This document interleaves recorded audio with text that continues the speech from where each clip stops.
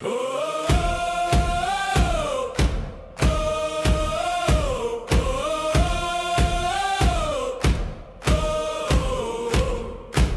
hit the ground, it's time to play.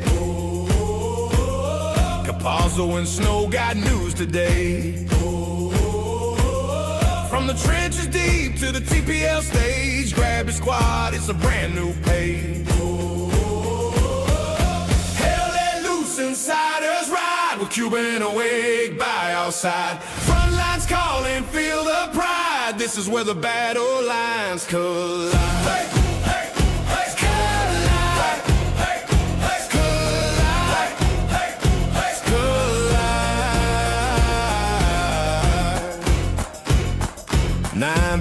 Charging like a freight train, 26 and rising through the flame. Guests in the booth got stories to tell, from the Premier League to the fires of hell. Hell, let loose, insiders ride with Cuba in a wig by our side. Front lines calling, feel the pride. This is where the battle lines collide. Hey!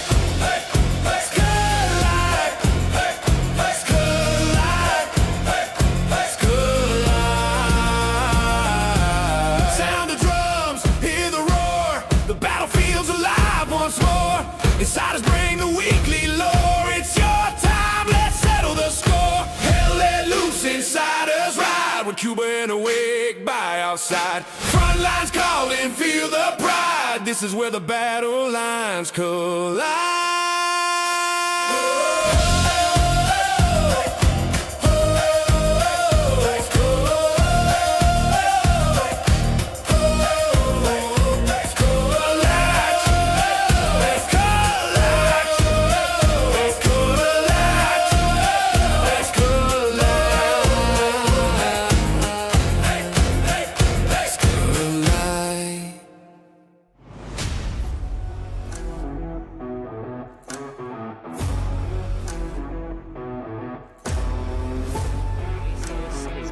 Rocket out, takes out the garrison and a large amount of them, and what a teetering on the edge is, oh my god!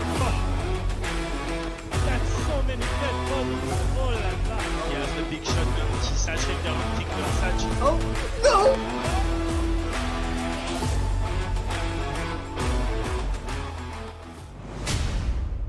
Hello and welcome back to the Insiders Podcast. I'm one of your insiders, Caparzo, joined as always by my fellow insider, Snow. We have 2 weeks of TPL action to recap, and we have some incredible guests here tonight. But Snow, anything you want to touch upon? I mean, you sent me so many highlights of one of our games tonight, and I know you're excited to get into that one. But why don't you say we just get into our guests right away? Alrighty, so welcome on our guest insiders for tonight, Awake and Cuba. Awake of the 22nd and Cuba and 9PZ. So welcome on, gentlemen. Cuba, you're obviously Awake's been on the program before, but Cuba, you're new to the show. Why don't you give us a little bit of your gaming history and kind of what brought you around to 9PZ in the end? Hold on one second. I need to fix the audio. That's my bad.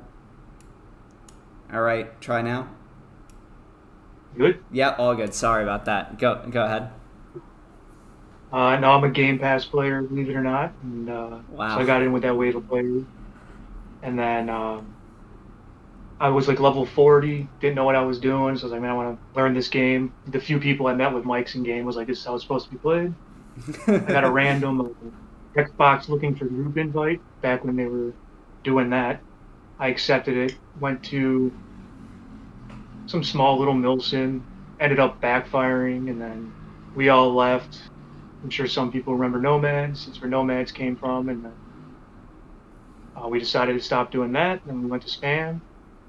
Spam stopped, and then I went to Merc for a short period of time, and then some buddies from 9PZ from back in the Nomad days when we used to scrim and stuff like that, and they're like, come on. I was like, all right, sure, why not? And then I've been there for probably six or 8 months now, something like that. And then got a lot of the old band back together. A lot of Spam guys came over, and guys from the old Nomad team and blended in with 9PC, and now we're here. That's a typical story that we kind of hear from folks when they're on the show. It's like, I was in a mill sim, and then I kind of liked the aspect of playing the game the right way, but maybe not so much of the extra stuff on top of that. So we hear that a bunch. But what about just bringing you to Hell Let Loose in general? Like, what were you gaming before you started playing when it came out on Game Pass? I'm actually a big single player game. I don't really play too many multiplayer games. I'm like in my early 30s, so I was playing like Call of Duty back when it was good. Right. Once Call of Duty sucked, I just went to single player games. And then I was unemployed at the time, so I was had a lot of time in my hands, job searching. Saw it on Game Pass, and I was like, let me try it. And then since I was unemployed, definitely had plenty of time to learn the game. Right. And then once I got back into the workforce, back to regular life, I'll Let Loose kept me, I guess. Yeah. Hey, pulling that Raging Blue card. We'd love to see it. We're starting off already, Snow. I told you to stir it up later. Yeah, well, hey, he knows I joke around with it. He's cool. But nah, Cuba, I've known you for a long time. You still tank, if I'm not mistaken? Of course. Just DMT. No, I'm not taking 50s, just DMT. Gotcha. Yeah, man, I've had tons of battles against you. It's always very hard to play against and definitely prep against you. But it's crazy coming from the 8th and then seeing you on like Nomads and stuff like that, and then seeing you on like a D2 team now. It's really good, and it's really helpful to 9PZ having that experience there. People that's been playing so long. And it's a village. It's everyone. And 9PZ, I mean, like, me especially, Awake, who had casted that game, but I remember playing you guys on the West Bend game where we gave you the Germans, and it was Awake casted it. We flipped our roster on its head. We made Squaddies SL, and people were playing Medic, and it was over pretty quick. And I think if you look, I caught myself watching that game the other day, and I looked at the date on it, and it's way more recent than you would think when you consider where 9PZ is now in Division 2. Like, it's a completely different team, and a lot of that is your guys' willingness to always scrim the teams that maybe you come into the game not necessarily expecting to win. But Snow talking about the bi-weeklies and stuff with them, like, that's gonna make your team better, and it already has so much. Well, that's honestly, that was the big attraction to 9PZ for me. Was I think we by far scrim more than any team. Like, we averaged 3 to 5 games a week. Wow. So you're playing and you like scrims. I mean, that's my favorite part about it. It's just playing the game, playing in games. I think that's what people forget sometimes when we play this game. Like, everyone's so concerned with winning and stuff like that. Like, we got to this point because we like playing the game. Like, I know, to not say that, like, this is why teams don't scrim, but, like, being scared of losing or scared of, getting ribbed on Discord when and if you do lose, like, is preventing you from playing the game, which is the only reason why we're in a competitive league. If we all hated the game, which, I mean, maybe this is a bad example because we all go through our phases of hating Hell Let Loose, but we would not be here in the first place. So I think teams that are, where 9PZ was 3 months ago can look to you guys and say, like, that's a blueprint, that's what we can do to get to where they are. But it's growing pains. It's, takes a lot of, collective effort by the team, because it's easy to get discouraged in when you're losing these matches. Yeah, I mean, that's the only way you learn. I've learned more in games that we've lost in 30 minutes than games that we've won in 30 minutes. You win a game in 30 minutes, you wasted your time. Like, it wasn't even I agree. worth playing. Like, why do we even show up for that game? Yeah. Yeah, I agree with that. I mean, a lot of the rules that we go into scrims with nowadays kind of ensure for that, which I like to a certain degree, but, that's when you run into the like issues of, okay, well, they're not capping our fourth, but I'm just getting farmed off the garrison on the neutral line because they don't want to be bored and then run out of people to shoot. Like, yeah. That's why we told you guys to do full force. Yeah, yeah. Nobody plays. And We don't want to do that. I feel guilty because, like, I know I'm getting to the point where I'm like, all right, I need to back off, and then you see a garrison, I'm like, well, I don't want to farm it, but, like, what do I do? Like,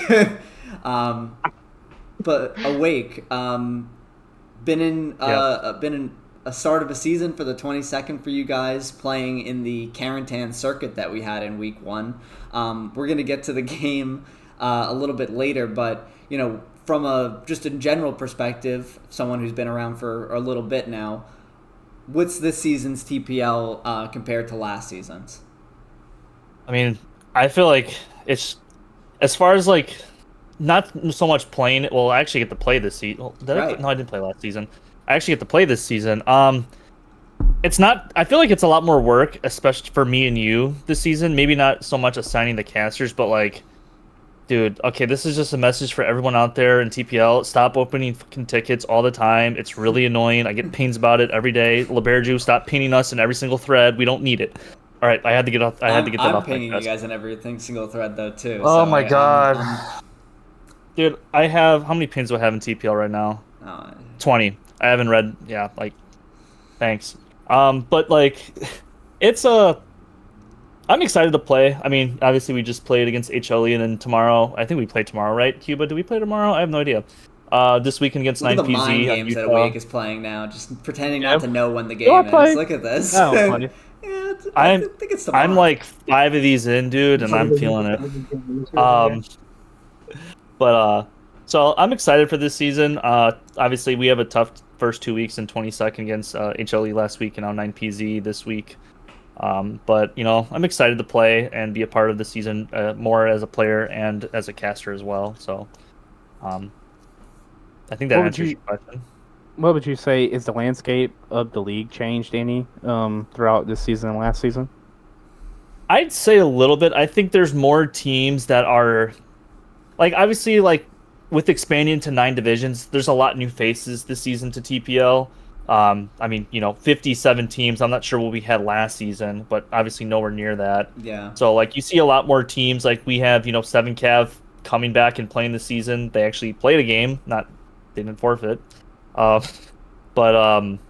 know, like, I like seeing, like, the new teams and have them, like, slowly build up. I think that's good that we do have this 30s and 35s format for them. And then you have teams like, you know, R22R that were in that 35s, 30s, like, area for, like, the longest time. And now they're in 49s, and they just, you know, won their first 49s, like, official game for the most part. So, like, it's good to see, like, you know, as a collective, we are growing. It's just that, you know, Div 1 games are boring as hell to watch at times. So. Yeah, I definitely enjoy casting 35s more than 49s because, like, I get surprised still. Like, very rarely in a 49s game am I surprised. You usually see something happening, and it takes about a half hour or, like, 20 minutes for it to reach its, like, all right, that's what they were going for. But in 35s, things just happen, and, like, you're like, oh my god, like, where'd this massive spawn wave come from? And it's just, like, one guy that gets back there with his OP and, like, double drops a box real quick, and all of a sudden, you know, the enemy's going down the other side of the red line and taking their backline garrisons out. I see Tony talking about the South American teams, and that's been something I've really been enjoying. We have an absolute classic coming up this weekend for the South American rivalry out there. We'll get to that in a little bit later in the show, but you know, I went out in the off season and tried to bring on some of the South American casters, which I've been trying to put on the South American, Brazilian, Latin American games.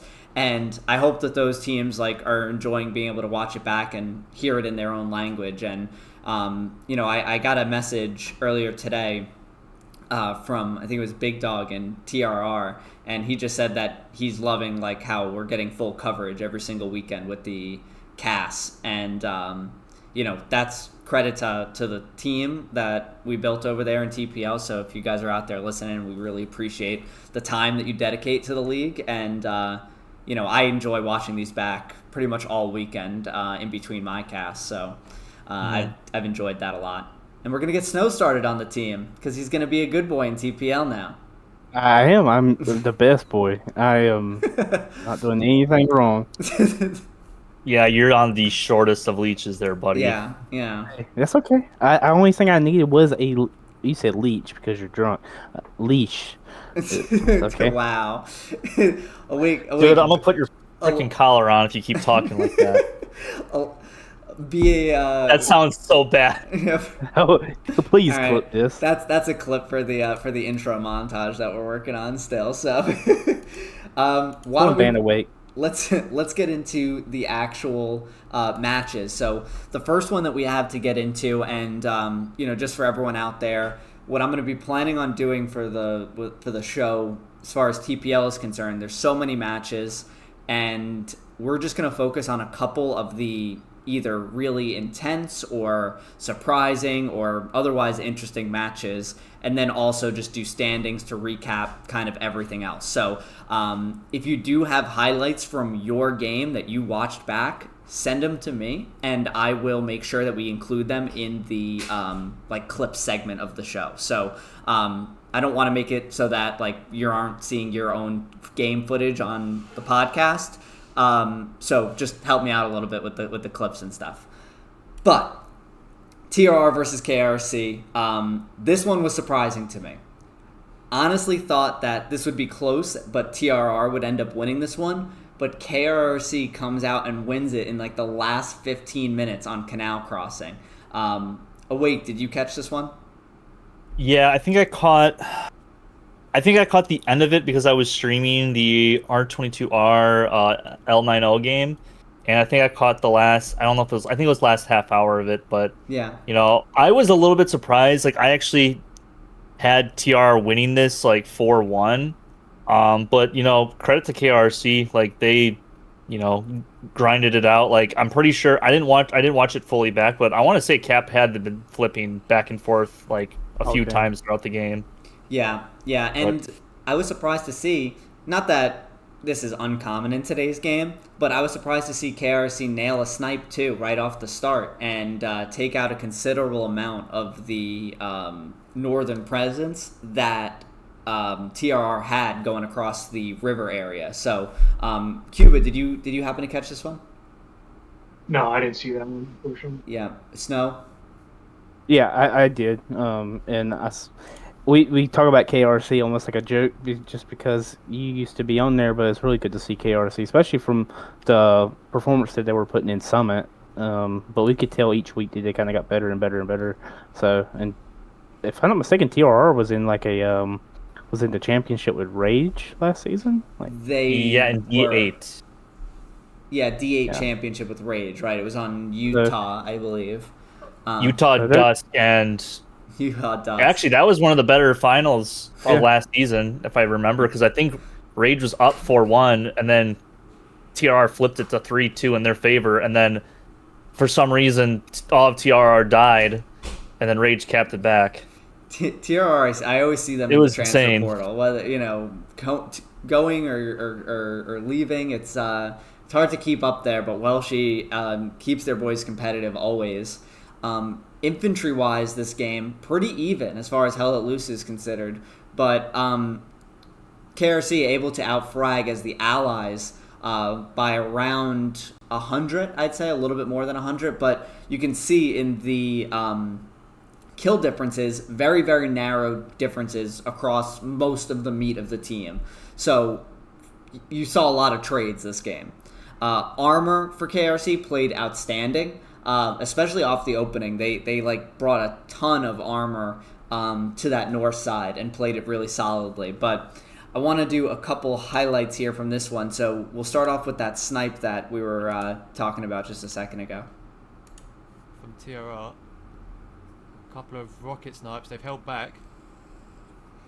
So you can see they're just splashing it over and over again. And if you're TRR, you can't let yourself get hit by that. Oh! There we go! What a snipe! That's tough.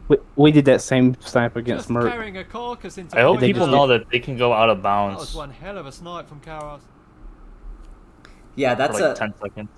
It's a recon tank snipe. Mm-hmm. Yeah, last week we saw a lot of that sort of stuff going on with Canal Crossing as the midpoint and Carentan being played like 6 times, it seems. So KRC comes out with the prep and nails the snipe there. So that's very, very big play from them, and I think it's going to be interesting to see what happens throughout the season if they continue to evolve their snipe tactics, because that's a very quick way to win the opener. Oh yeah, I mean, unless you're talking in Legion where you snipe 3. No one gets to make it to the point. Whoever had the most SLs jump out at the to build their garrisons or whatever, it wins. So TRR ends up recap. So KRC caps first, and then TRR recaps in this clip. See what it gets.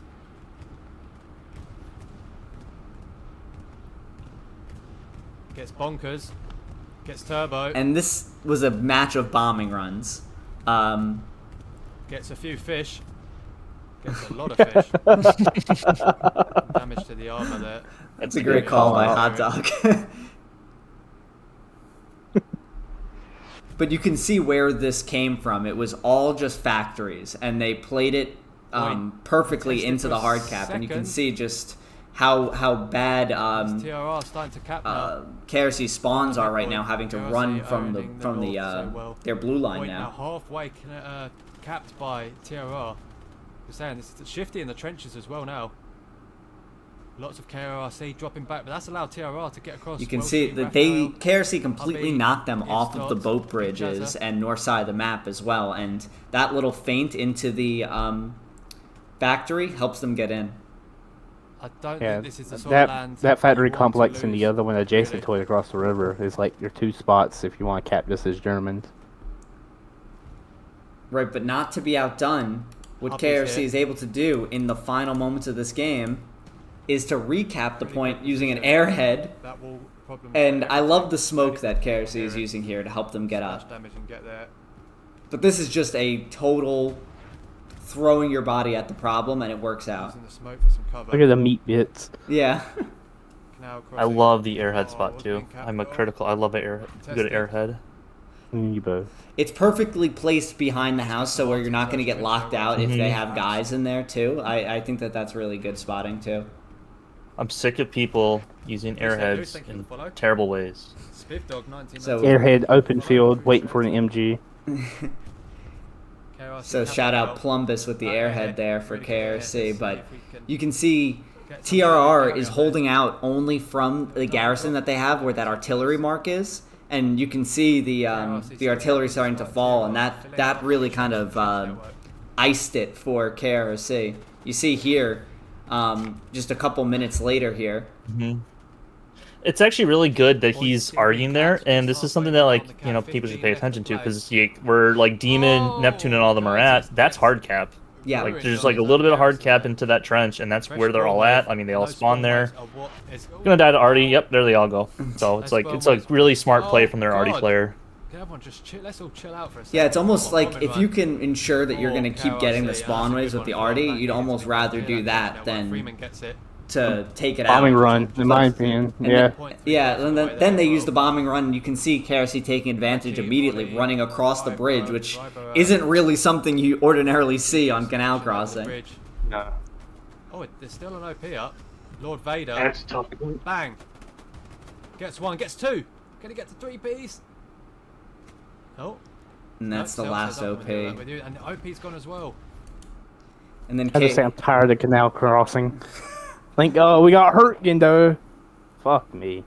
yeah, we're playing Hurtgen too, so that we'll talk about those matchups in a little bit. But this was like what I thought of as one of the best matchups in the division this weekend for KRC. But let's talk about some other shenanigans now here with MSU versus 3LPZ. So MSU comes away with the 5-0, and they also take out the bombing run with nodes. So there was a little bit of a discussion that happened with Orga after this, and it really turned out that in the end, it didn't play a massive difference. The game was nearly just about over, but really, questionable by MSU there with the placement of the bombing run that they did. I mean, well, I will also say the 3LPZ did break a rule too. What was that? I missed that. Players swap teams for a significant amount of time. So both teams both broke rules, but we decided to give them off with warnings. I mean, if you're a 3LPZ, like obviously, I think the players left after like a minute of trying to get back or whatever the case may be. I don't remember, but like the nodes thing, like you could rule into a favor of a 5-0 win for yourself, but it's like I don't think they wanted to win that way either. So just gave them both warnings and kind of moved on. Hot take. I feel like if you breaking rules is bad, but if you're like down 4-1 and it's like 10 minutes left in the game, and then say Legion comes satchel 6 nodes, like okay, like take a point away, but that should never result in a pool. Why fuck me for? Why it's got to be Legion?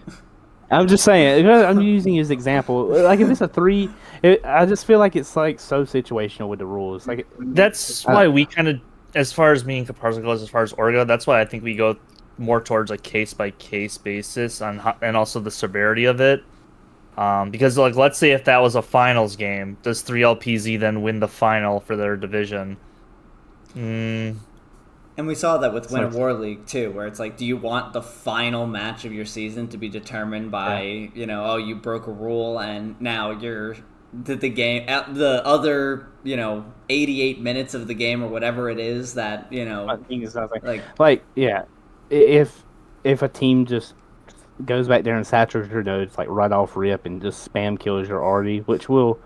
Why am I blurry? Awake's camera's drunk too. Dude, I'm cooked, boys. There you go. You just needed to drink more. That helped. That fixed it. Helps my vision clear up. Yeah. All right. I just sorry, officer. I'm just not drunk enough to drive. I keep drinking. Let's look at the clip though of that of the moment in question, which I think Sheepdog and his co-commentator do a really good job of kind of breaking down in the moment. So that's a strafe over the south side. Is that? Yeah, and a bombing run in the HQ. What is happening? Looking. The way that the bombing run is placed is like very questionable though. Like, they might even killed the arty player, which is against the rules. They did. I think they did. There's no arty guy. Yeah.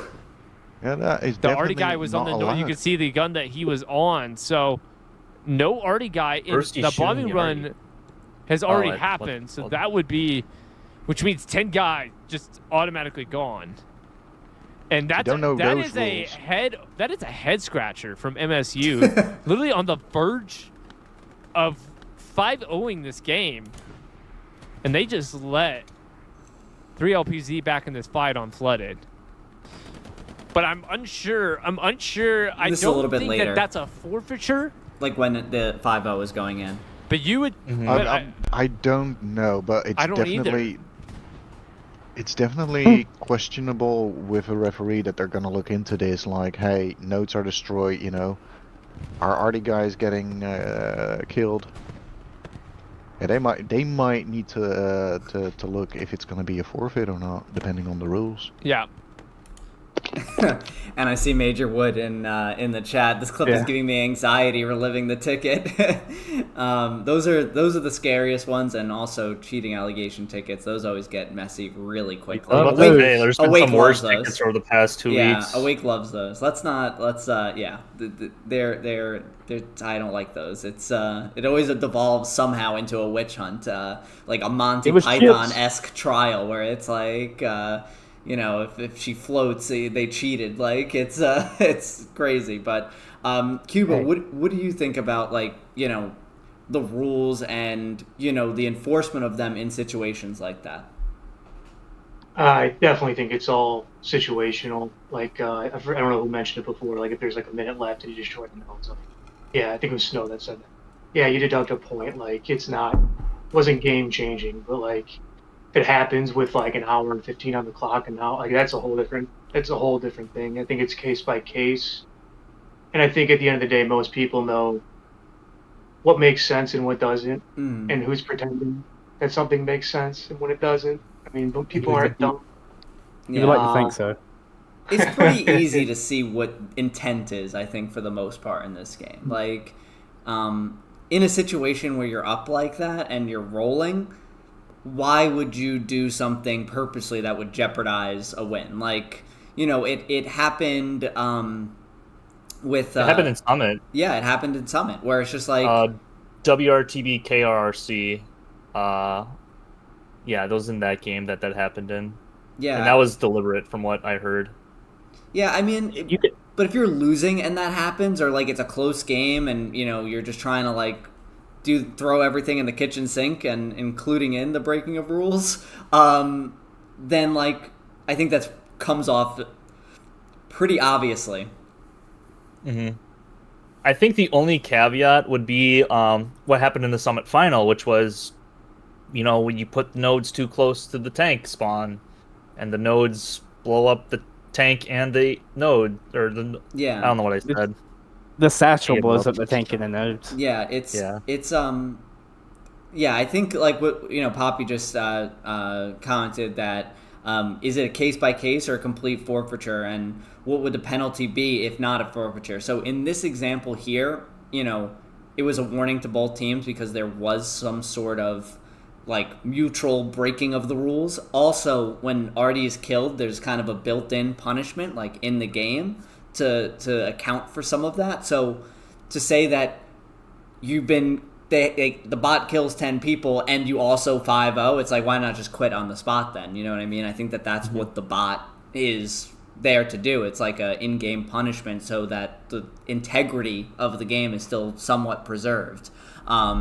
It could be a very steep penalty too, because it could kill like one of the guys in a tank, and they could be in a spot where they're not getting back to him. Yeah, like it could be, you know, overly punishing, but I think that it just incentivizes not doing it. But I always think it's a case by case basis. It's you know, I don't like to attribute, you know, malice to what can be attributed to just ignorance or a mistake. You know, it's I'm willing to give the benefit of the doubt in most cases, but I feel like when it's obvious, it's going to be a clear-cut thing.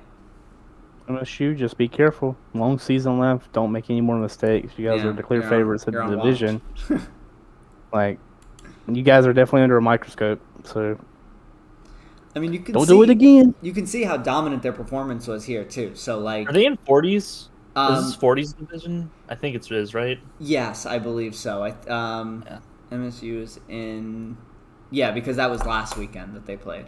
Yeah, so it's like between the... I love that 40s division because it's like MSU, Ross, SAP, and OCL. Like, oh, good. We'll get to that later. Yeah. It's I think that it's one of the more fun divisions as well. Like any given Saturday or Sunday type division. Mm-hmm. But you know, it shouldn't be there.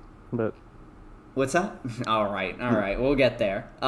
Moving on. Yeah, let's check out one more highlight from this game because I just love Sheepdog's cast, and I hope you know, everyone watches him because everything is so exciting in a Sheepdog cast. Over this match, big spawn wave, that's an OP, but it gets 18. Look at the chunks Body on that parts one. everywhere from Slick Nuts. And now this Lux is going to have to back up Anderson and Frida's.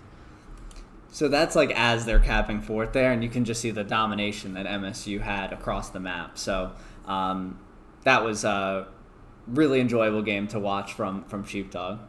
I do think MSU is looking like the odds-on favorite right now based on that game alone, but we'll see how the rest of the season goes. 100%. Bring back intra-divisional games. there should be like one weekend where it's like in baseball where you like play like the other conference or the other league, I guess you can say, and there's like slightly different rules between the 49s teams have to play at like 30s and stuff like that. I think that'd be fun. It'd be like the designated hitter type deal between AL and NL. All right, let's talk HLE, and I'll turn this one to Awake first because you played in this game. This was a canal crossing extravaganza, and HLE put on the midpoint stranglehold. Yeah, it was the most boring game I played. Moving on. Like, no. Yeah, moving on. Like, it was so boring. Like, yeah, they played good. Like, they played to win, but like, dude, I wish we got stats because I want to see their attack score because it couldn't be anything above 1,000. Yeah, we don't have the stats for this game. I tried to pull the stats for this one. I just have a couple clips, but you know, I watched it for the mid cap. I watched like pretty much every single game's first like 5 minutes, and then I'll like kind of skip around if I didn't get to watch the whole thing live. And this one was kind of a you know, it bogs down into HLE having sector control, which, you know, you're trying to win the game. This is it's not like a scrim where you're like, all right, we'll just like mess around. But they definitely played for the mid cap and did it very well, but made it hard for 22nd to get anything started. Yeah, I mean you play to win the game. That's what they did. I was really surprised throughout the entirety of the match they didn't try to drop an airhead behind us or really get any pressure in our back line. It was very weird to see. Like, I played in the South the entire game, so yeah, like there was like they were just like I think both of us were just playing ratty against each other in the South, and we got pushed back to our blue line, and then after that, like, really nothing too much happened after the first 35 minutes or so. Yeah, that's all I got, really. Like, it was boring as hell. Would rather get, I don't know. Let me ask you this, just from facing them, do you think HLE is like a good favorite in the division, or you think they just got a really good point and they were just able to hold and do like the pocket playbook? Do you think they could, let me rephrase, do you think they could come back from down mid and take it the way they're playing? Like, from that game? Like, if we took mid first? Yeah. Yeah. Oh, I think we would have won if we would have took mid first. Because they had ruins. True. We almost... how long is it? 37 minutes before ruins came up. Now I think that's, that might be a record. That might be a record. Like, I was confident going to the game. I mean, I know this happens to all the teams. Like, we had some last second dropouts, but that's obviously not it. Like we don't want that excuse that we lost. Like, we still lost even when I feel like we should still have won that game, but you know, it happens. I don't know. I'd feel like we had a really solid chance, and then obviously if you watch the stream back, like, one of our tanks dies in the water trying to cross it under the water, and like that occasionally happens. But yeah, I really don't have too much to say other than that was the most boring game of comp I've ever played, other than 5-0s against Void last, like, over a year and a half ago. That was a quick match. I remember that one. That was a crazy one. I got one replay. I actually had a lot of kills that game somehow. I was like half our team's kills. That game was 23 minutes. I thought it was 17. I think the Berserk game was 17 minutes, I think it was. Yeah. Oh. Hydrogen Bomb versus Coughing Baby. I think that was the original one of that. But Cuba, you play in the same division as HLE and 22nd in D2. So, you know, when you're watching D2 matches and, you know, maybe scouting ahead like you probably have been ahead of this weekend's match, like, what is your view on the landscape of Division 2? I think it's going to be pretty competitive. I think the three front runners are definitely HLLE, 22nd, and 9PZ. Pathfinders, I think, is going to surprise people. I think they're going to snag a good win or two. I think it's a pretty good competitive division. See how it plays out. Definitely excited to play tomorrow. Yeah, I saw that little smile when I asked you that question, wondering how much I'm gonna say, like what I should say. You know, no bulletin. Can you board send me material. your truck openers for tomorrow? Yeah, let's. Where do you plan on driving your trucks? It's just off the wall Straight question. to point. Yeah, just let me just think of a random question like that. What about you, Awake? Where's the opening medium going? So what our truck route is you spawn in, you get in the truck, and then you drive a certain way through some hedges, maybe go through some water here and there. Maybe you do like a 360 to maybe surprise them a little bit. And then you kind of get to a certain position that you are assigned by the truck driver lead.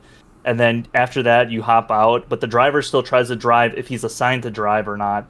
And then you just go boom. Yeah, it's not complicated, really. It's just as simple. Just you just go left and right and straight. And... Yeah, then you win and then or lose or tie.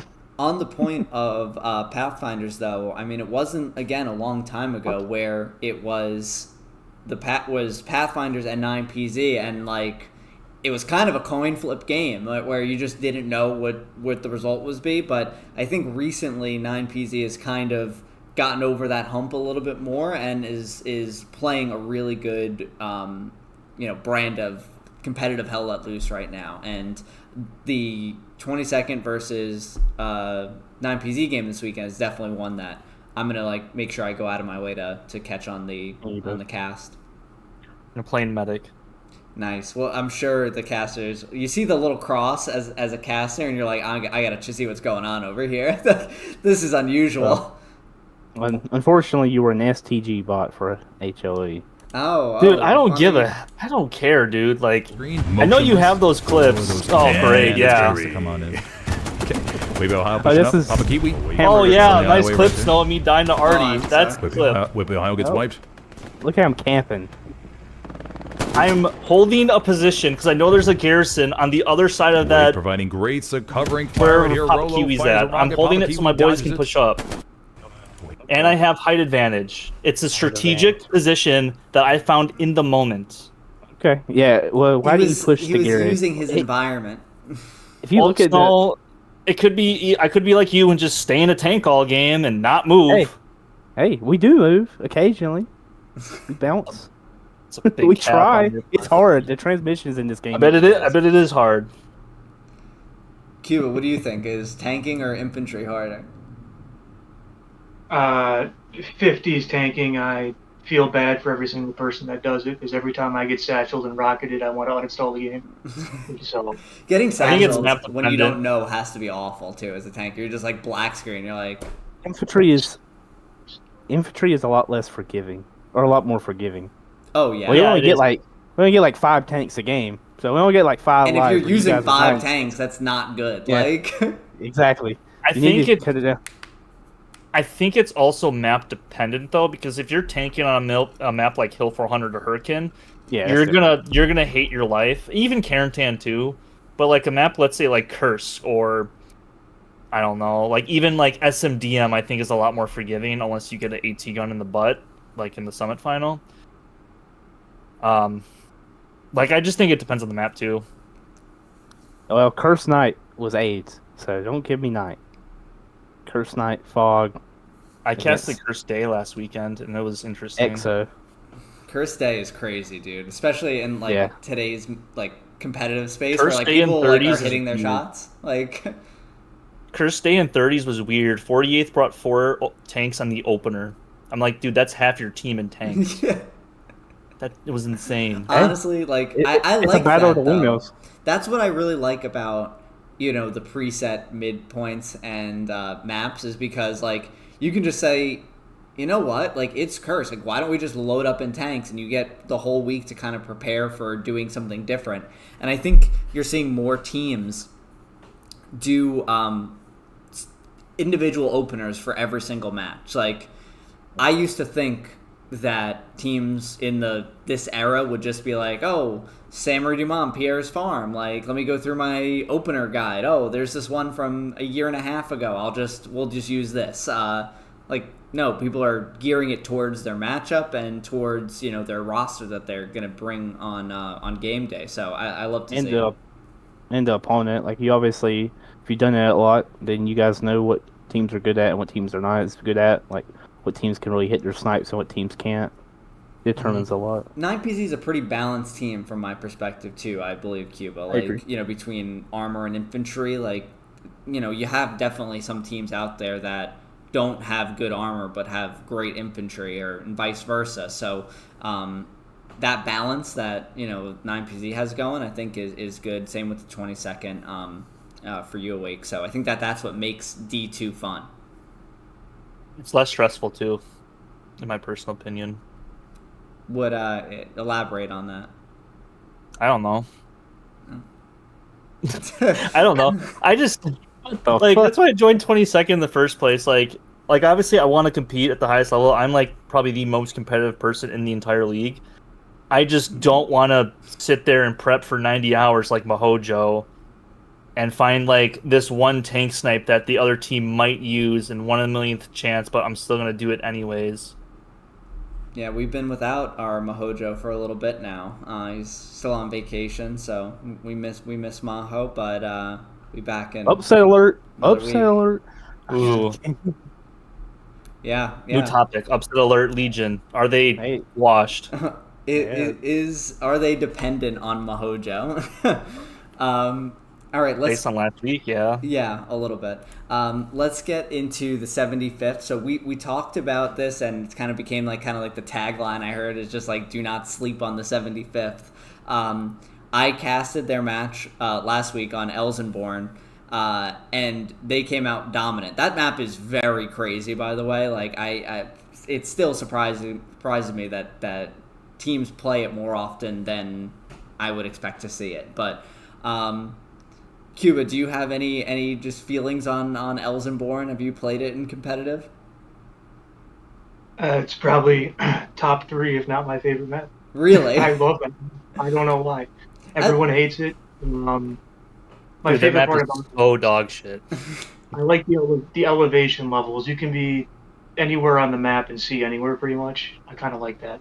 You can pretty much post up anywhere and get a view of the entire map. What is it? The German like side that thinking. has that east side of the map Yeah. that's like very, very high, and you can do some wild stuff in the openers Even using on the that. west side too, if you get by that barn that's over there, that's on like the western side of the map edge, you can see pretty much up their entire spawn hill coming out of the ally side. I just love that map. I like elevated maps where there's different levels of fighting happening instead of it just being flat land, corridors and buildings. I like the elevation. That's my Yeah, favorite map. I agree with that. yeah, we saw a couple of really good infantry plays by 75th this match. We don't have stats for this one; it was corrupted as well. So let's take a look at the stats here from one of the P strikes that the 75th called in here. We do see a precision strike called. Let's see if it's able to get this tank. The German P strike is notoriously difficult. Compared to the Americans, you only get the 1 bomb, so let's see here. Oh, and a perfect hit by the Commander Nash. I love seeing a good bombing run, man. It's so Cuba, what do you do when you're in the tank to avoid a bombing run? You mean Well, I push don't right? tank, so I won't be in the tank. That's how I avoid it. What about you, Snow? If you can hear it, then forward or back as quick as you can. And if you do get hit, that's when you throw the controller into the wall. That EXO P-striked me when we played Stalingrad in Summit, and I fucking flipped out. I was so mad. It's just such a, fuck, dude, we're hiding from the tank. Can we, kill me head on? And then we just, what? I can't say that, but it's just stop being damn it. Say it. I was just it's just... All right. Okay, actually, I do have a thing to say about the P strike. There actually is a way to dodge it, and you know how, on the P strike and bombing run and strafe run and stuff like that, you can turn it the way you want, and it's, if you go south to north or north to south or east to west or diagonal, if the commander messes it, what? If you can, what I typically do is either back up or forward, or you can turn left or right. Cause usually it doesn't matter too much for the Stuka. For the American P strike, it actually goes on an angle and there's 2 bombs. And that it can hit a hedge if you do it wrong. If the tank's on a hedge, like north side of the hedge, and you P strike it from the north, it's gonna hit the hedge. It's gonna hit the hedge or whatever. I think I got my directions right on that, but probably not. But actually, that also plays into the benefit as well if they do it from your HQ because you can actually get to hear the plane come in sooner by like a few seconds. So like if you recognize the sound of it, you actually can call it to your tanks like, hey, one of you is getting P-striked. I hear the sound. You have like 2 seconds to start backing up or going forward. That's just something that I learned over the past few years. And depends on the team, at least us as a tanker, we know the time that the commander can get a P-strike, and we have timers set up. That like, bam, as soon as we hear a P-strike, even if you get taken out, we set the timer, okay, and then we'll call out over red chat, like, hey, P-strike's available for the commander. So it's pretty, like, gotta keep mind of it, because you play a lot differently. Like, you constantly are like, here, I'm going to move a little bit if you've set somewhere too long, versus he ain't got a P-strike for another 8 minutes. We're just gonna sit here on this hill and just keep shelling. I feel like for tankers, it's. Oh, sorry to cut you off, Caparzo. Just one thing. I feel like for you guys and tankers, it's so nerve-wracking when the commander does have that available, and you have to kind of sit still for like, you know, you're either in a tank battle or like you're in a really good power position. You're like, dude, we're gonna get fucked in like 2 seconds, and then you do or you don't. We do. Yeah, that's how it was against EXO, bro. We were like in the factory, like shooting like off the hill in Stalingrad. We got shot and backed up, and we were repairing. EXO calls a P-strike while we were repairing and kills us. I was so mad. Yeah, you're seeing that being used more and more. Well, I shouldn't say used more, but it's being used successfully more than I've seen it being used previously. Like, pretty much once a game. Oh, I don't know what happened there. What the fuck? We lost Cuba. I think Cuba left, and it. I think his phone. He was. I don't know what happened. All right. Well, hopefully it'll. He'll be back soon, and that'll straighten itself out. Or else we'll have to go to a quick BRB while I sort it out. But let's look at another highlight here while we wait, and it's the rocket onslaught of the 75th. Look at Snow's head. They were engaging each other, but now not anymore. Easy with a couple track shots. That's a tank shell. That's Bandit's tank. You can see him through the forest just barely. And they get popped by Roman, Nico Mercator, and Kevin. So this tank keeping 75th in the game here, easy with the harassing shots, slowing down those repairs. Constant harassment here. Woofy working on the flank. Not sure if he has any rockets left.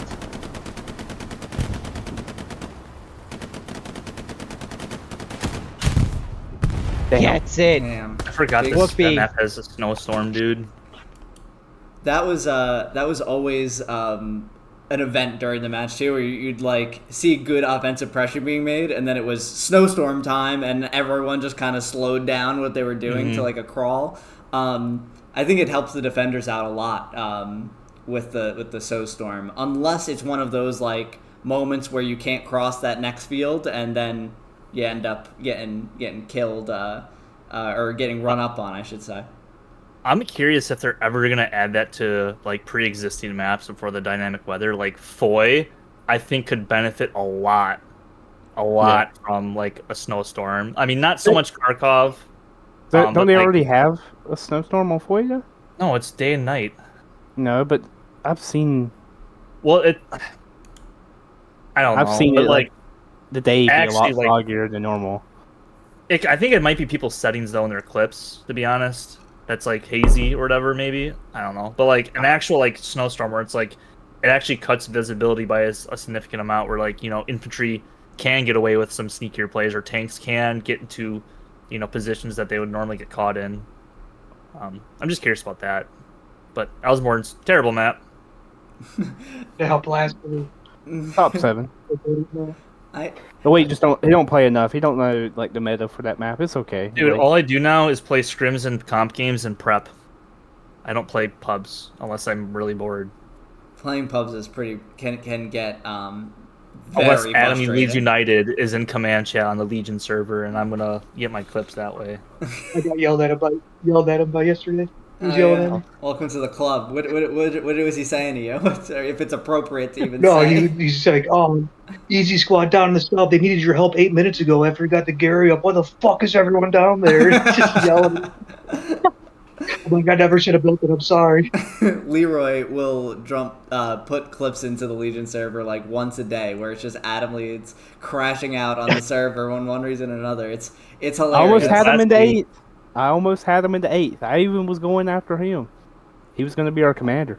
Remember when Bear Jew catfished you about Raz for the going to the 8th? Yes. I was pissed. He got you good. He did get me, and I was like for that too. Like I texted. I literally put Dirt Raz in like the Discord, and 2 popped up with the same bios, the same everything, and I was just like, oh damn. And then Bearju changed his Discord username, if I remember right. Yeah, he did. No, it's his alt, I think. Isn't his alt? Yeah, he has his alt that's like it's like a character off from Raz. Oh, we gotta get him banned from TPL. Yeah. Can't Get him have out of alts. there. So why Thank you, Perseus. Shut up, fucking Goonie. fat boy. Oh wow, shoes on the other foot now. But hey, yeah, Perseus is way bigger than me. Perseus is a fat ass. I'm just kidding, buddy. It's okay. It happens. You're already riled up, and we didn't even start talking about this next topic yet, Snow. Oh, this is a good one. Rofs with a comeback, winning 3-2 on WN4 for Utah. So Awake, you casted this. Snow, you are a big fan of watching Rofs. So why don't you go first, and then we'll go a little around the table here. Hey, I'll be honest. If Rofs plays like this, maybe they deserve to be in Division 4. I mean, they came out of this game like, dude. I mean, hold on, break up. I mean, even Rofs can take this. Use the bathroom. I'll smell yaps. Constructively, even Awake like showed it. Like it seemed like every truck was going to point, and we'll have a clip of the opener, but they were all empty. Like no one made it to hard cap. Yeah, so we'll show the opener here, just to start, and let's take a look. Like no snipes will be connecting whatsoever unless these somehow do. Fox almost gets sniped a little bit, but nothing too drastic that they do have to worry about. And I do like that SAP went hard for the midpoint here though. You don't usually see like D5 teams doing that. Obviously, Grandma's house is going to be. See, that truck is currently empty. Like 4 people have dropped out total. And then that top one, that mid screen, is one person that just died, and it's empty. Like I don't know. Oh, it's not empty. Okay. They did go heavier for grandmas though.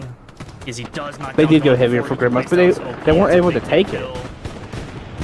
Like they take it a little bit here, but whenever they when SAP really forms out, they wipe them out off of it. Some things that did happen in this opener was 2 SLs that were on point SLs actually did end up dying to artillery, or maybe just another player that shot them like right when they get the truck there. Like it's like it does happen, but like in 40s too. Like it's both these teams' first game probably ever doing 40, so like that's also playing into effect.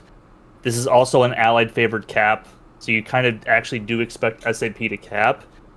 I just think everybody, including like all 3 of you, probably didn't expect Rofs to take as long as they did recapping back mid. Yeah, I think that's like the main takeaway. But you know, give SAP credit. And if you see the, we'll look at this clip here, where they do go for the recap, and this is right off the mid cap for SAP. Hopping out of the tank, I think he might have. I have no idea. I think it actually ricocheted off the tank, but playing it very that was very comedic timing aggressive with that medium.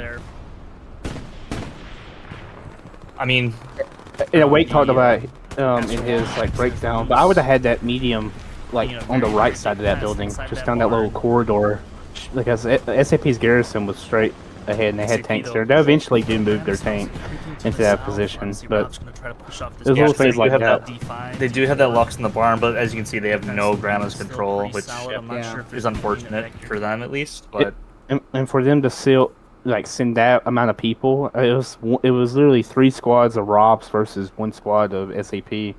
Well, that's what was surprising to me is that Rofs went harder for grandmas at the start, which is something you expect the Germans to do because you're not necessarily playing for the cap. You're playing for the map control so that you get your OPs down and then, get the post cap or the recap going.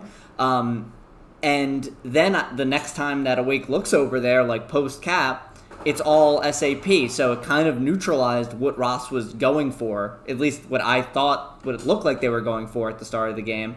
And I think SAP deserves the respect and the credit for playing the opener like perfect for the Allies. It's just they couldn't hold on the entire time.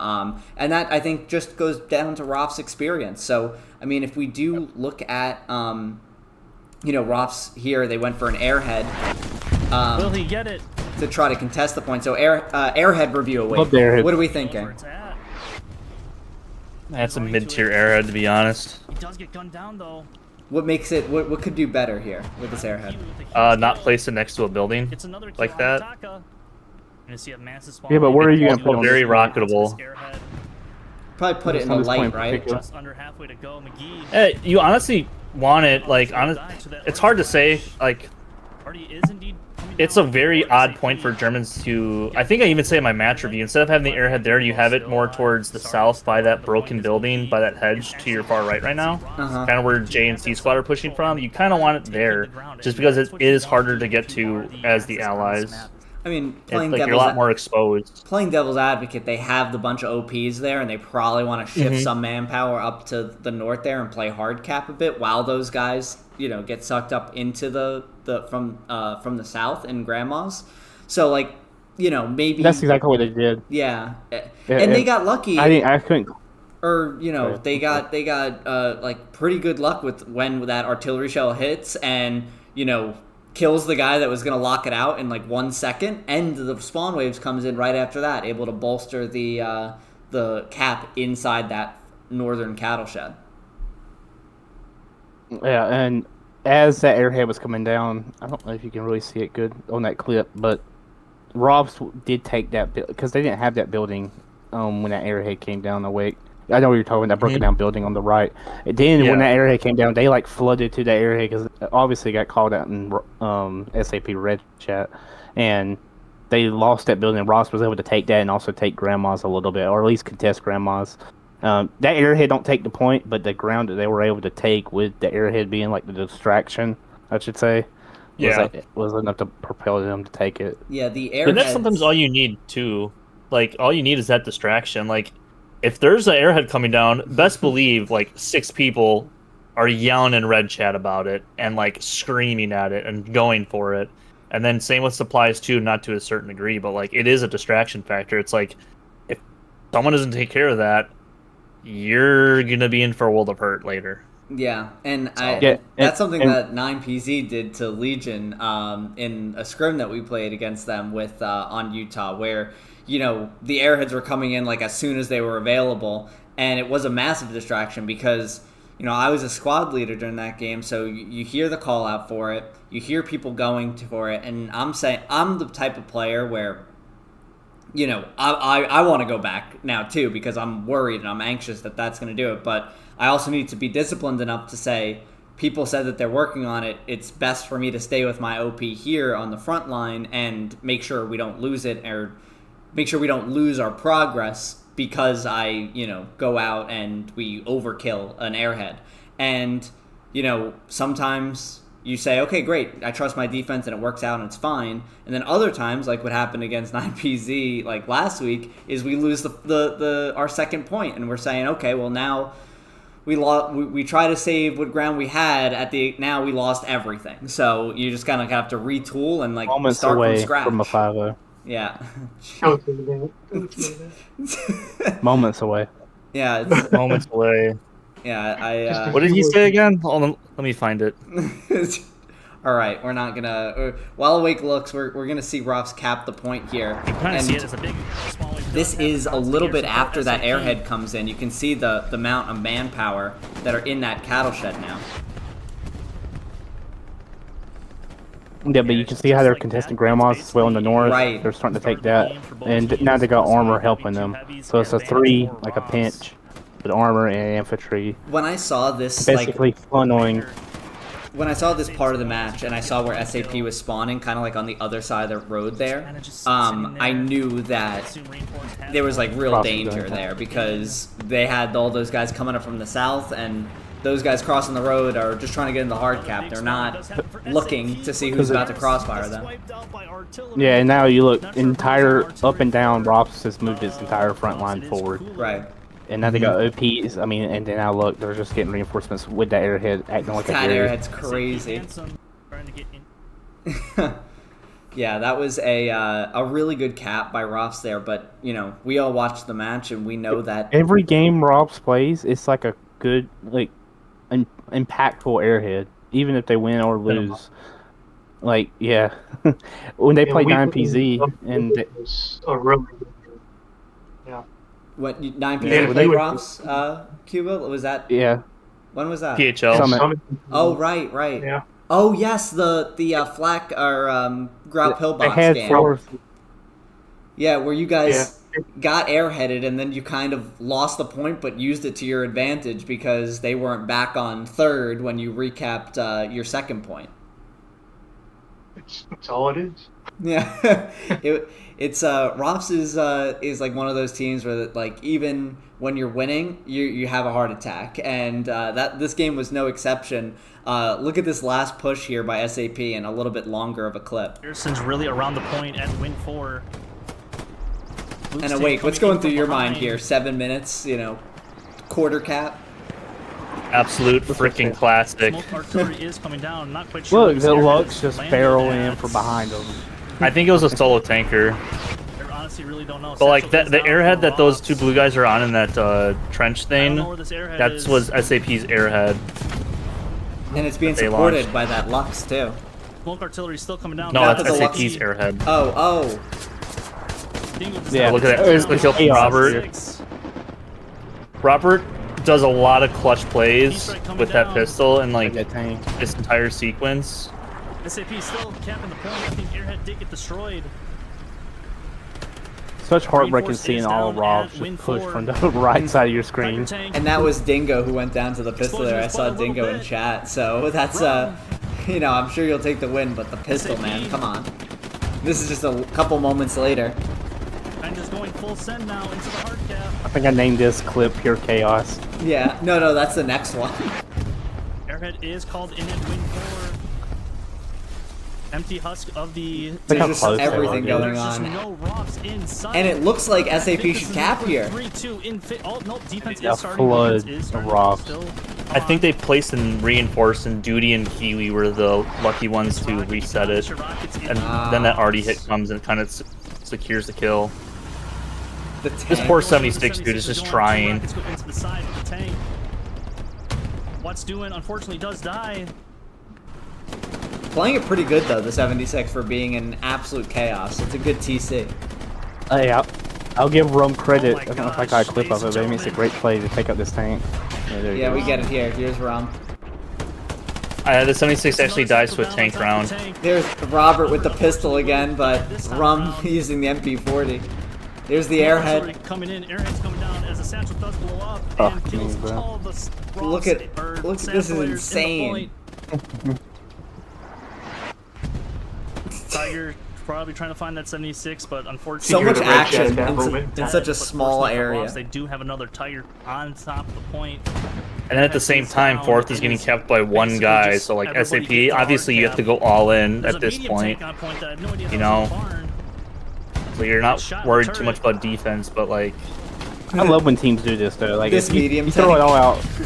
Oh, Yeah, it's getting like fuck. Getting hit by everybody inside of a ditch.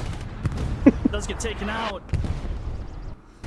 And that kind of ended the threat there, but an insane last 10 minutes. I'm sure, you know, that always seems to happen. Obviously, teams are playing harder in the last like 10 minutes when you have to throw everything at it. But you know, you'll feel like you're in a comfortable position, but you're only like 2 or 3 minutes away from feeling like, oh my god, let me just get out of here with a win now. This would be heartbreaking.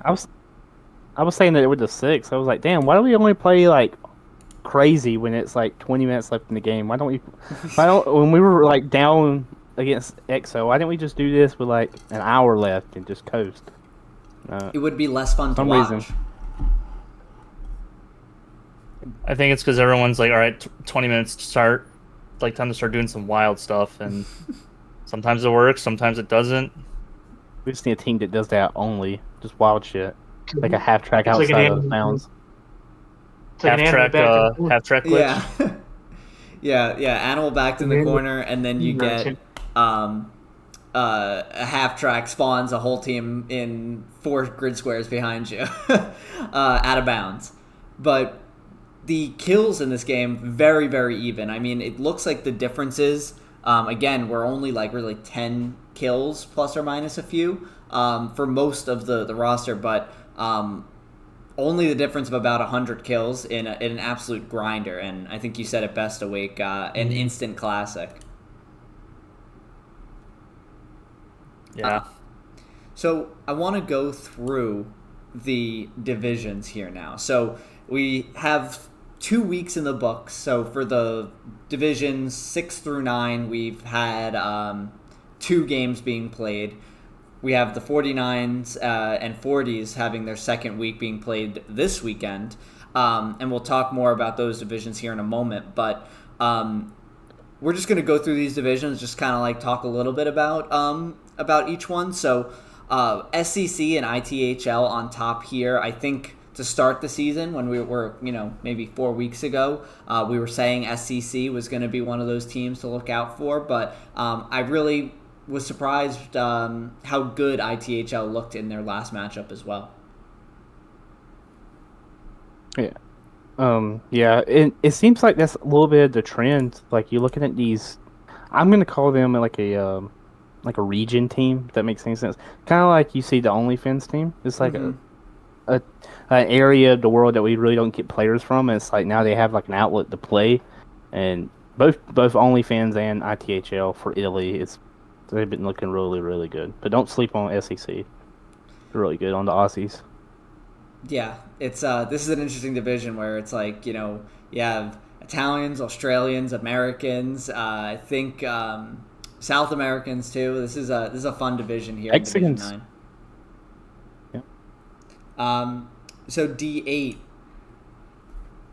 we have 27th having won their first game last weekend, 11 ID as well, and then we have the only team 0-2 here is CEL, who I give massive credit for playing last week in their matchup because they were rolling with a lot less people than typical even for this division just because of availability, but choosing to play it anyway against the 27th, but 27th looked really solid in that game. And it's really good to see. Yeah, sorry, Cuba. It's really good to see all the 1-1s. I know if you're the team, you're like, fuck it, we lost the game. But like, as a viewer, it's like I have no idea who can win this division. Like everyone's just 1-1, 1-1. Everyone's can beat Based on my everybody. power rankings, 11th ID is supposed to win this. We'll keep an eye on that, Awake, and we'll see about that. But yeah, D8 last year in TPL was a really fun one too, as that was like the bottom division last year, and continuing the trend this year with this being kind of a fun competitive division. Division 7, so RGG and DBD starting out both 2-0. Got a chance to watch both of those games, and those look like real deal teams. And I think the only thing holding them back from playing in the higher divisions is player count, probably, because they both look really good right now. Yeah, I think RDG, they signed up for Summit last Summit season. It's just that I think they had to drop out almost right away because of the number count, I want to assume.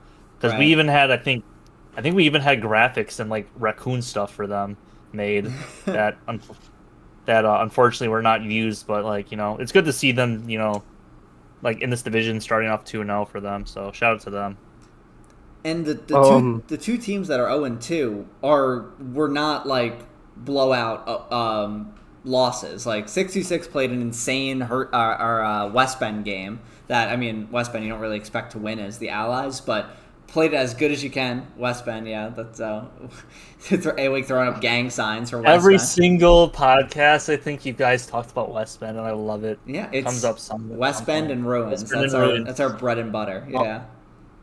On the off with some current events around the league, with the 3-5, like stepping away from comp, 626 has actually picked up quite a few 3-5 guys.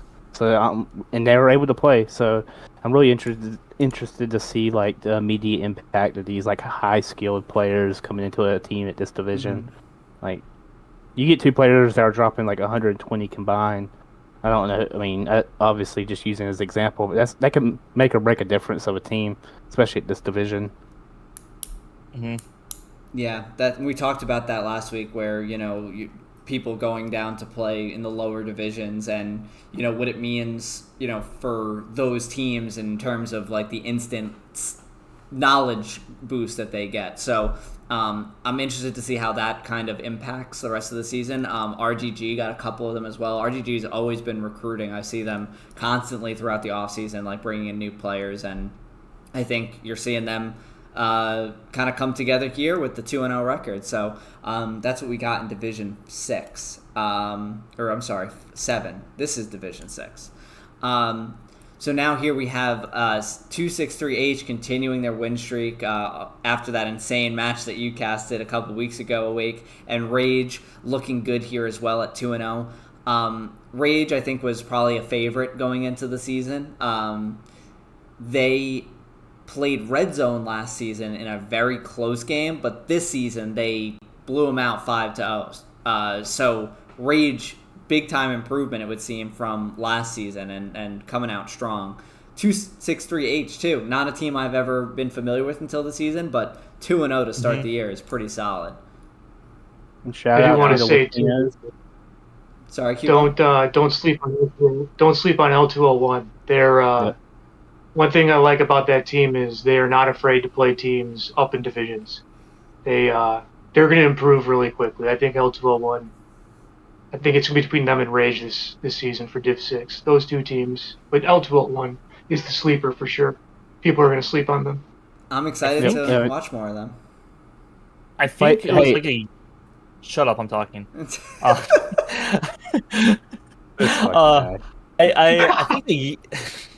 I think almost a year ago, when it was still called the People's League, I streamed or casted L201's game, and it was like, I think we called it TPL Lite back then, and I think it was versus Misfits, who died in obscurity. Sorry to them. But like, they seemed to be like, I don't want to say like a weak team, but they were like, I would say a new, like they looked like a newer team compared to Misfits at the time, because the first vehicle that I saw spawned in was a half track in the first like 6 minutes. I'm like, what is going on? Hell yeah! But like now it's like, it's all better. Yeah. So like, I think they've really improved over the last year. I think so far over the past year, like I said this last year, kind of with LEP, because I thought LEP was the most improved, who are now basically L90. Yeah. I think Legion 201 is kind of taking that like most improved like title since last time I've seen them. So it's good to see them like in the mix and like the top 3 currently. Yeah, and we've They're the only seen one server game I from play them. in pubs. Oh yeah, They're the only server. Yeah, I wonder why. Server is lit. What's the server called, Snow? It's called Latino. No, it's called what? Call it? It's whites versus Latinos or something. And that's Gringos versus Latinos. Yeah, Gringos versus Latinos. Sounds a lot less, potentially cataclysmic. It's hitting a little close. Me and Leb hopped in that server a few weeks back and just went full LARP with them, and it was amazing. It was like we were in the Mexican Revolution. It was great. Playing like Hold Fast and Hell Let Loose. Like, yeah. Gotta go full LARP. Don't sleep in on OnlyFans. OnlyFans like 500 kills to 100 kills. On that was a crazy game that I casted for them, and they came out so strong in that one. So I think that they were looking to right the ship after a heartbreaker in week 1 against 263. But that's a team that I'm keeping my eye on as well. L201 only played the one game because of the 7 teams in the division, so we'll see them back at it next weekend in their matchup. So we'll preview that one a week from now. Let's move over to Division 5, which is our 40s. This is the most fun division in the league, if you ask me. I think it's overall the most competitive. Right. At least in the top 4. Like, obviously, like, Division 1 is obviously the most competitive. But, like, the top 4 teams, as it stands, like, I think are just really, really close together, like, more than people think. Right. It's a fun division. And we're going to get into the predictions of these next couple divisions in our prediction segment that's coming up. But, yeah, it's we have a couple classics this weekend. We have a Brazil Classic with OCL versus SAP, which is like the last match of the weekend. Game. That's going to be so great. But we'll kind of hold some of our chatter around this, and we'll keep it for the predictions, and we'll just keep it moving as far as just getting a glance at where everyone is right now, at least. So MSU, SAS, and KRC all with 1-0 in Division 4. In Division 3, we have 101A, ANZR, and R22R with the first wins of the season. Division 2, we then have 9PZ, HLE, and Pathfinders 1-0 to start the season. Pathfinders 1-0 was to the first, which dropped out before the season, so a little bit of an asterisk with the 1, but they'll be playing their first match this weekend. And then finally, D1, we have Taco, Legion, and 6th as the 1-0 teams in D1. So let's go. Let's talk a little bit about D1 and D2 in particular. We have an audience here of D1 and D2 players tonight. So we'll start with you, Cuba. So you guys played last week against TFMC, correct? It was 2 weeks ago, but yeah. 2 weeks, right. Yeah, right, because it's the off week with the other division. So, did you play in that game first of all, or were you? Yeah. So, what was your take on that match? It was a pretty quick one. 9PZ had a pretty dominant performance here.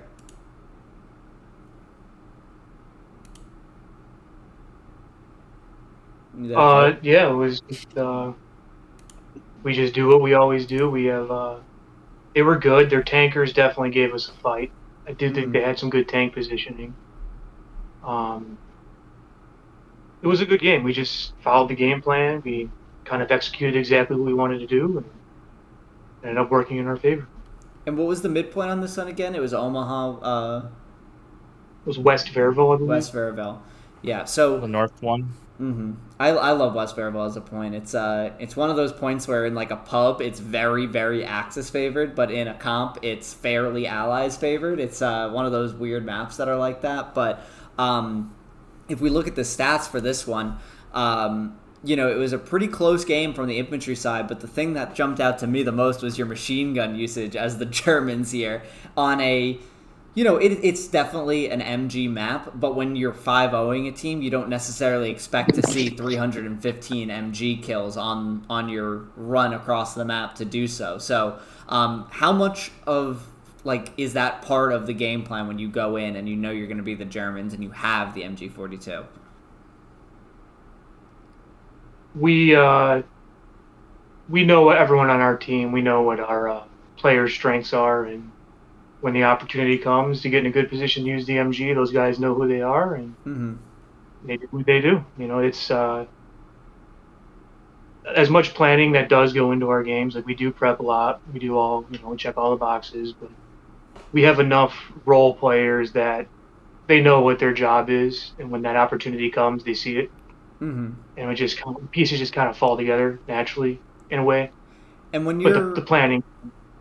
And when you're attacking a team the way that you were, where you're ending up with the 5-0, it's hard, the only way that MG kills get that high is exactly what you're saying, is that guys opportunistically taking the role, getting them positioned in a spot where they can make the most use of it, and then using it as it's situationally viable.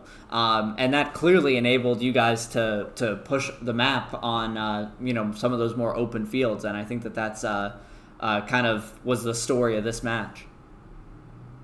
That's pretty much it. I mean, it's you prepare and you make a plan, but we all know once 10 minutes go by in that game, yeah, you got a general idea what you want to do, but it's just people filling the gaps, doing what needs to be done, and winning the game. Right. It's pretty much If Raider taught like this, everyone would love that team. No, for real. Like that's a good way to put it. Like really humble. Like come in, handle our business, and move out. No disrespect. Yeah, I mean you guys showed really true dominance against the FMC, which is not a bad team by any stretch. So I'm very excited to see you guys continue on this season. Everyone thinks I hate 9PZ. I don't, but you really, love us.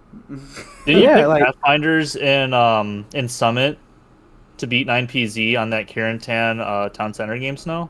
I did. Did you believe in them more than you believed in 9PZ? No, I picked it because of the map.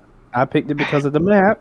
Caparzo, get the clip, please. You can't do that right now, but it is memorialized. We can go back and check. Yeah, no, I picked it because of the map and the faction that Pathfinders have. And has Pathfinder, that may be the only time Pathfinders has beat 9PZ. It was. I think it was, yeah. That's true. Yeah. I mean, it was a surprise. It was a surprise for me. I mean, I think that those teams are pretty even, but that was a really fun match to watch too. I'm sure Cuba, you weren't as thrilled watching that one back because it was so close for so much of that match, and it just came down to the stranglehold on Town Center. No, I think it's healthy for teams. I think if you keep winning games and you just kind of get complacent. So when a team that maybe some view as an underdog comes in and, they beat us. They did beat us 3-2. And it's like, okay, we got comfortable or we didn't maybe take someone serious enough or we have to adjust something to our game plan. In my opinion, that's a good thing because it's exposing weakness. Great thing.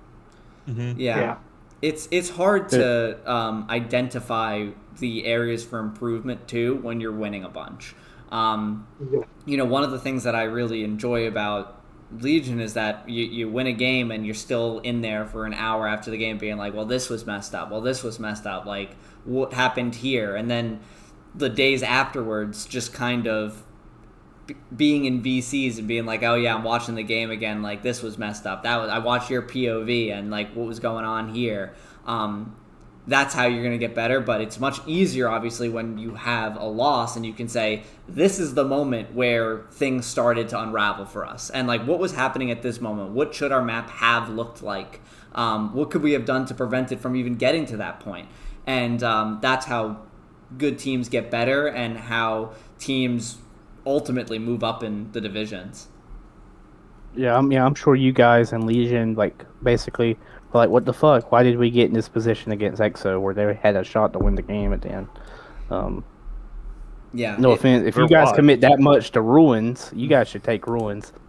I mean, damn, like, 80% of Legion's team was trying to take Ruins, and it seemed like EXO was being... Yeah, I mean, it was definitely a sloppy match. I mean, we can jump around a little bit and talk about that one now here. I mean, I was just using an example. No, we can talk a little bit about this game. So, Awake, I know you wanted to talk about this when we chatted yesterday. Yes, real quick before we cut off, I have this beer that I have. It's called Hot Dog Lager. This is for you, Snow. Just letting you know. Just holy shit! Stream. Yeah, he saved that one for this one. Dude, it was sitting there for the longest time. I just needed a good opportunity. I'm like, I'm just gonna take it now. Is it good? Tastes like hot dog water. No, it's a good lager. It's American light lager. It's 5.1% brewed in Yield, Milwaukee, Wisconsin.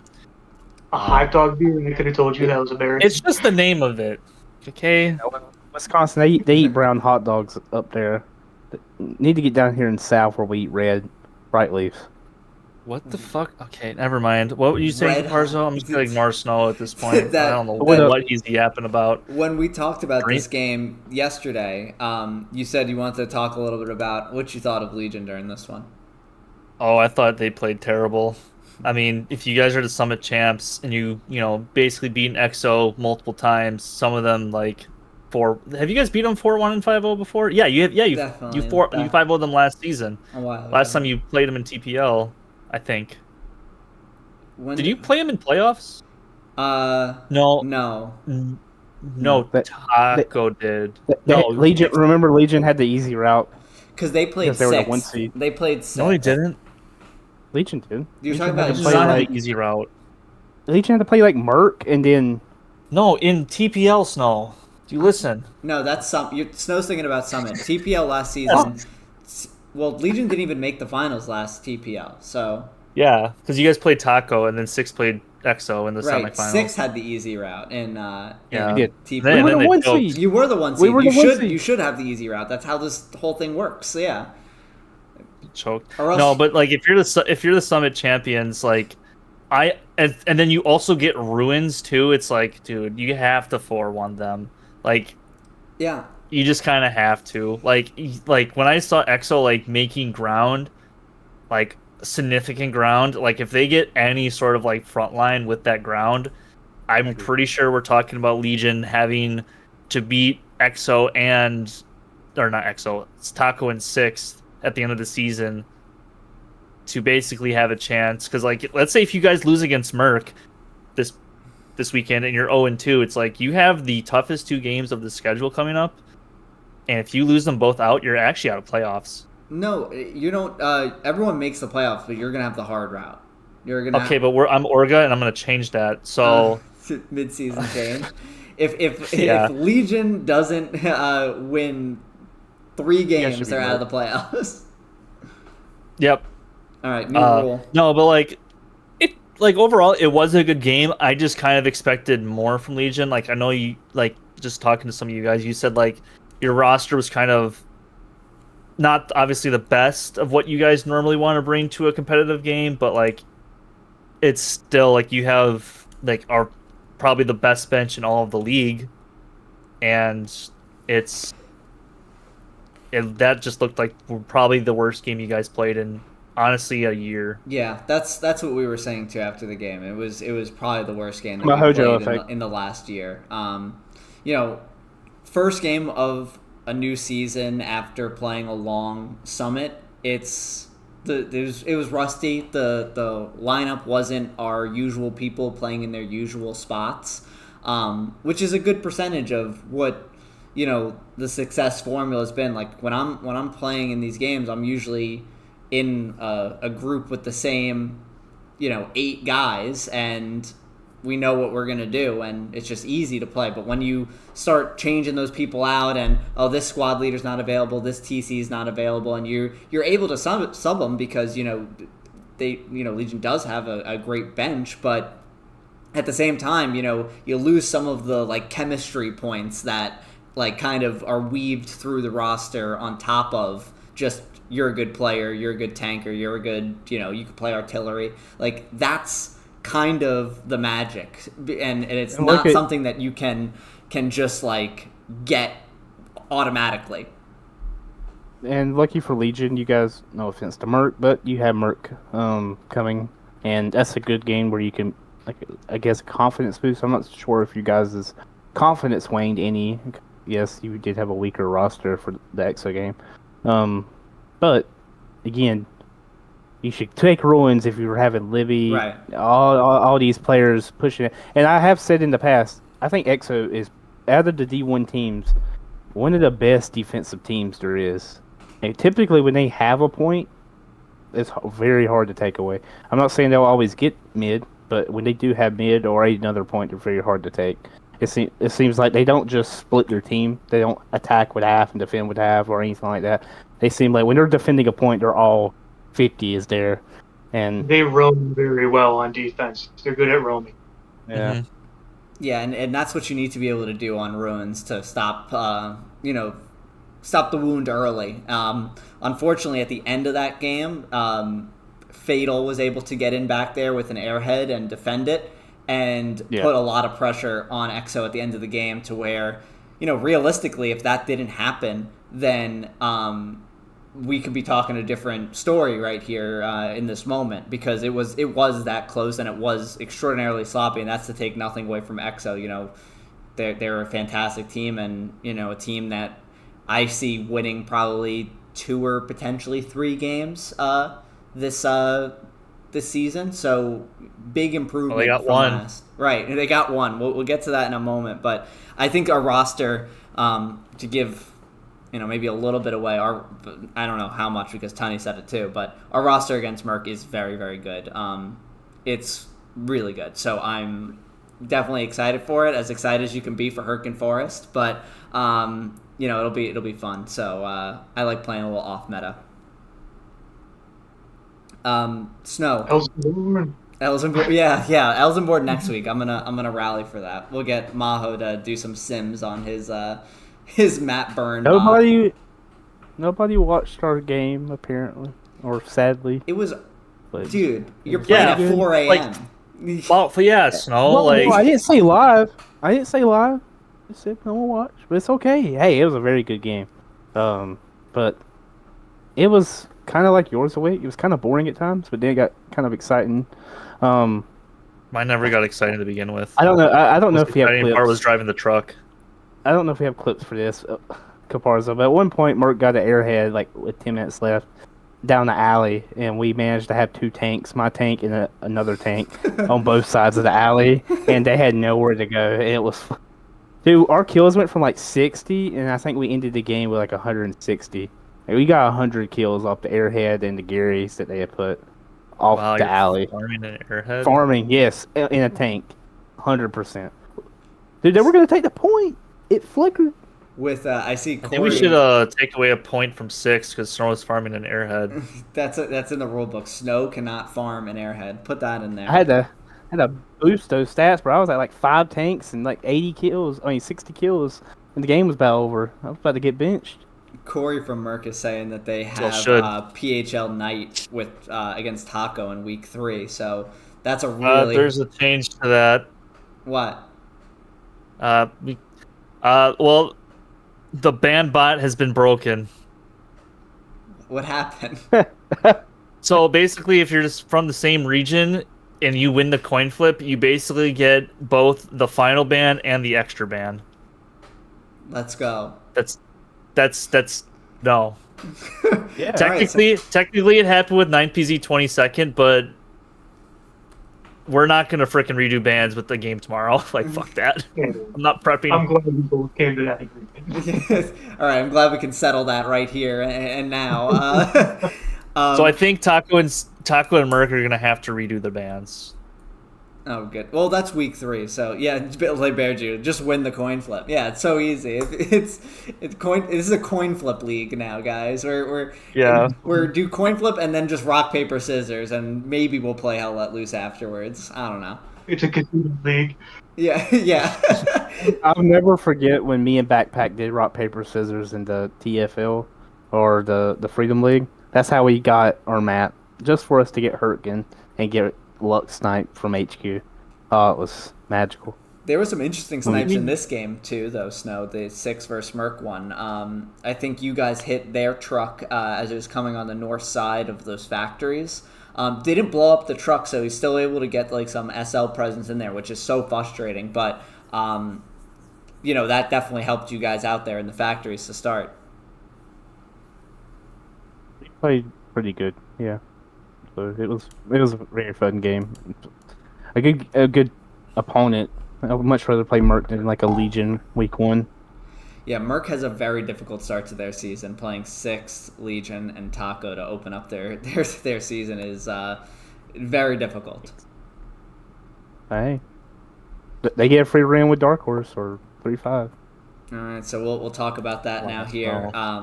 So Taco versus 3-5. I casted this one myself. Yeah, Corey said that got everyone but me in that snipe, and I think Corey was SL, so able to get at least 5 other guys in there too. But I casted this one, Taco versus Dark Horse or 3-5 on Omaha Artillery. So Taco is the allies here.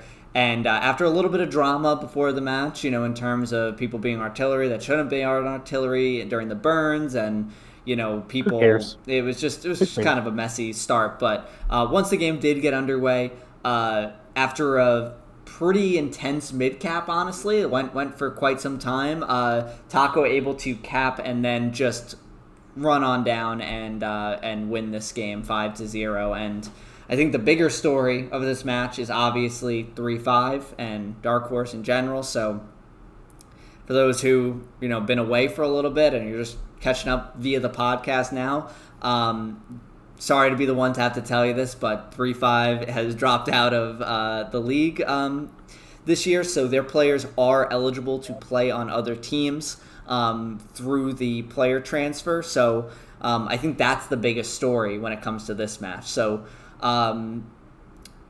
Cuba, what is that meant for you guys? Like, have you been looking to explore that talent? Like, what's because really it's just a bad situation, and I'm glad that the league has the option for them to play on the other teams. I think that's good for the league.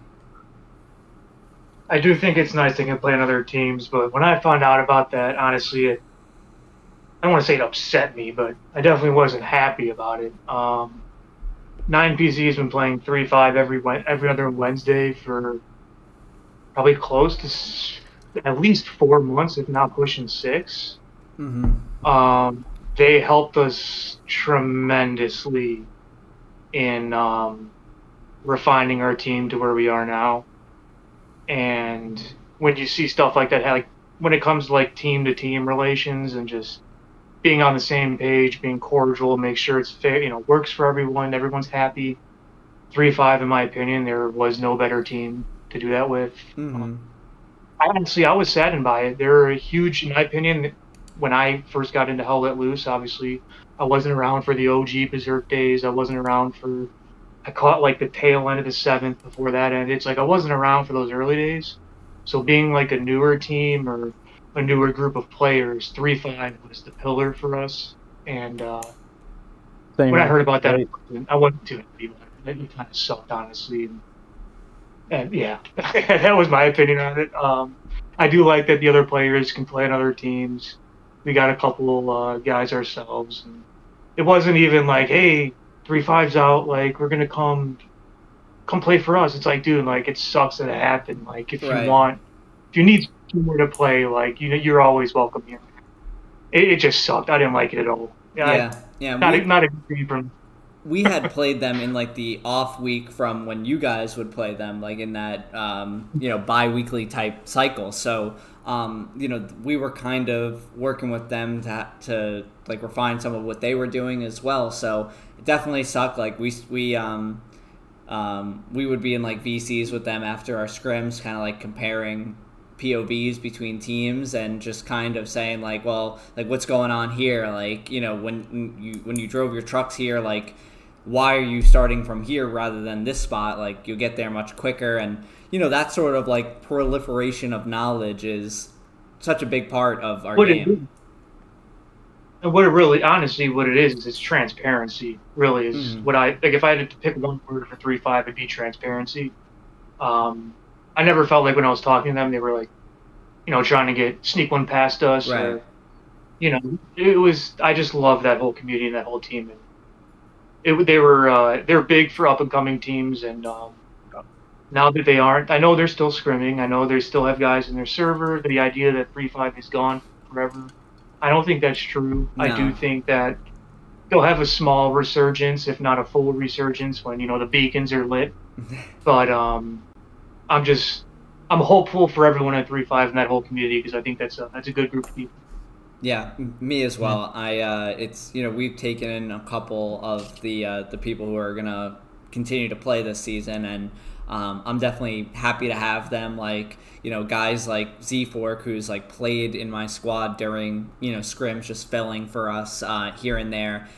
Having him has always been a pleasure in my squad, and I'm like, wow, what a big help this person was in this situation, and to have them on the team now is definitely something that I'm excited for, and excited for them too, because I really like it when we have teams fill for us, and then I talk to them afterwards, like, oh, like what do you think about this, and this, and they're like, oh, like I can see kind of what you guys go for and, why it works. So I don't keep any secrets close to the vest really, except for like snipes. But, outside of that, there's no reason why I shouldn't be transparent with, a team and work to get better. Especially if you're offering us scrims, like, it's the least that we can do. Like, let's get better together. Let's, and it's fun. Yeah, I mean, with 3-5, that was like, if I want to say one of the biggest credits to like that 8th, when we were like a trash team to like get into mid. We were at Milsim for them, and then we got like shanked by 3-5 and like TPL that season where we were like collaborating with 101A, if you remember that. Right, I remember Broken that. Coalition. But didn't it last a day? Yeah, dude, they said some off-canter things, but that was different leadership. Not the same 101A. But regardless, we were scrimming 3-5 until we kind of like, what's the word, outgrew them, if that makes sense. Where it was kind of really one-sided. But I'm glad to see they did that with Berserk, and then they did that with us, and then they did it with 9PZ. And every team that did it against them got really good very fast. So, absolutely. Just suck for the community. But I am glad that these players can come and join the other teams. I'm all for player movement. We've gotten a few. So, Legion's gotten a few. Some other teams have gotten a few. So, we didn't get anybody. Well, we don't poach. We're actually good people. We don't poach other teams. Even if they are a free agent. Yeah, well. All right. 3-5 refugees of the world go to 22nd. They won't come to you. They're please go on our server and water the damn tree. Yeah, water the tree and let me pick the apples. Yeah. I'm looking at you, Black, out there. If you're listening, Black is like religious about watering that tree. Dude, Raiders on our server. He's always crashing out with Black in the chat. Skeeter joins like my friend Raiders in here. I can't wait to talk to him. And it's just, dude, it's like amazing when they go on our public chat. It is so good. Yeah, but water the tree, most important. Just join it to water the tree. Honestly, it's a fun server to be in. Alrighty. Just for that aspect. We're getting closer and closer to the 2-hour mark, so let's go into some. Keep it going. Let's go into some matchups here and predictions. So to start it off, we have HLE versus Pathfinders on El Alamein, midpoint of Desert Rat Trenches, which might be the first time we've seen this midpoint on El Al in a competitive setting. Who's what? Oh, yeah. So, HLE is the Allies, and Pathfinders is the Axis. Obviously, Axis is without the STG here on El Al. So, what are we thinking here?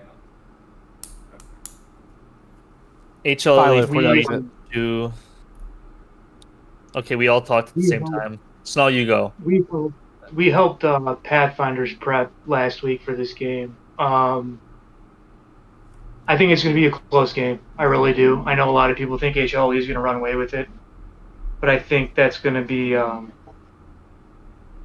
a common denominator with Pathfinders whenever someone plays them. I honestly do think they're going to catch people off guard. I believe we played them full 90 minutes. It was 3-2. It was Desert Rat Trenches as mid. Who got first? You guys capped first and held the whole game? We capped first and we held the whole game. We were helping them out, and I gave them some information after the game and everything like that. But I think they're going to be sleepers. I really do. I think a lot of people are sleeping on Pathfinders. HLE obviously has history. They have a lot of experienced players, and they know what they're doing. But not on this map, though. It's the new kid on the block, You can do something for a year and it works, but then someone else comes around and I wasn't expecting that. It's because they haven't been around for a year, Mm-hmm. I think a lot of that comes into play. What's your prediction?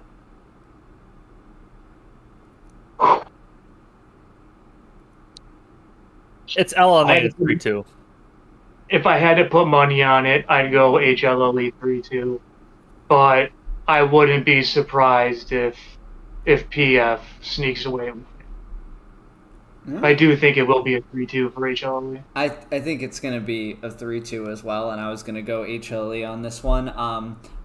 One thing I am interested to see on this one is how they're going to come out with the prep, because this is a map where a lot of things are on the table, just a few minutes after the wall drop. So I think the opener for this one's going to be must watch Hell Let Loose. But Awake,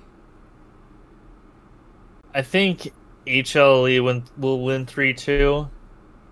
I think the most thing that I'm curious is how far south people hold. Because El Alamein is one of those maps, especially like between Valley, or not Valley, yeah, Valley, like the Valley mid-cap and Desert Rat Trenches. It's always interesting to see how people play those corners. Because when you guys, Caparzo, played Taco on Valley, it seemed like you guys would go towards, like, from either team, like the top sector square of Oasis. Yeah. Like that sector between Oasis and Desert Red Trenches, like that line that goes east and west. That seemed like how far you guys on each team were willing to go to fight over. For Desert Red Trenches, I think it's a lot different because you do have that. For both sides, you can actually shoot on the other side of the hills for like garrisons, OPs, and tanks. Right. So it's going to be kind of interesting to see how far you guys will play there. Will you try to wrap around that to prevent that, or will it be, we're just going to play the bottom, like middle part of Oasis or whatever? So, you see Lucas in chat saying 4-1. Well, I don't know I want everyone in chat to name any available fourth points without going on that let loose right now for the allies fourth points, because I can guarantee you no one knows what the fuck they are. It's probably like fuel station, sand mound, big fourth point. I don't fucking. They have fuel station, which would be detrimental if you're HLLE. What the hell point is fuel station, Snow? Fuel station is right across from. You got desert rats on top of the mountain. How do you know that? Fuel station. Because DMT, to be honest with you. We played HLE on DMT. You looked it up. You're lying. I did not. My fucking hands are here. All right. Predictions now. I think we lost. Yeah, Pathfinders with 3-2 win. No forehead cam, real quick, go. So you're taking Pathfinders? Sorry. Yeah, Pathfinders. I'm here, guys. Hold on. Yeah, Pathfinders 3-2. Yeah, see, you guys can't see my rest of my body, but Wait can. Yeah, dude, it's so funny though looking at that swallow.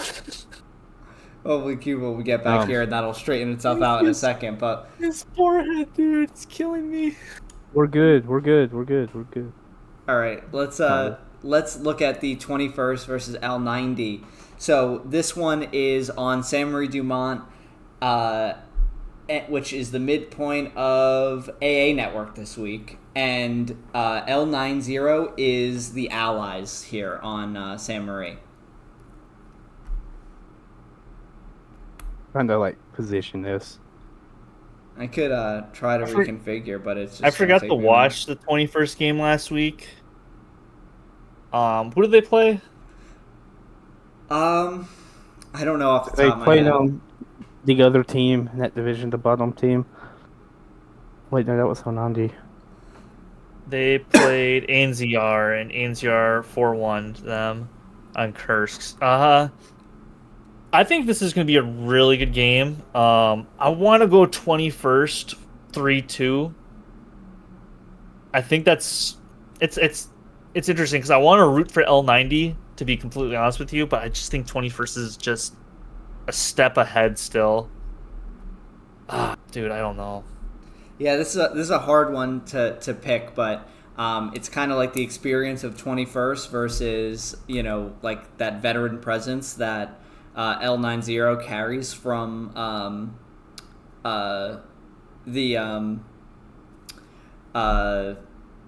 from LEP. So Cuba unfortunately was having some issues. So if you just give me 1 second, I'm gonna fix this up really quick, and we will be right back.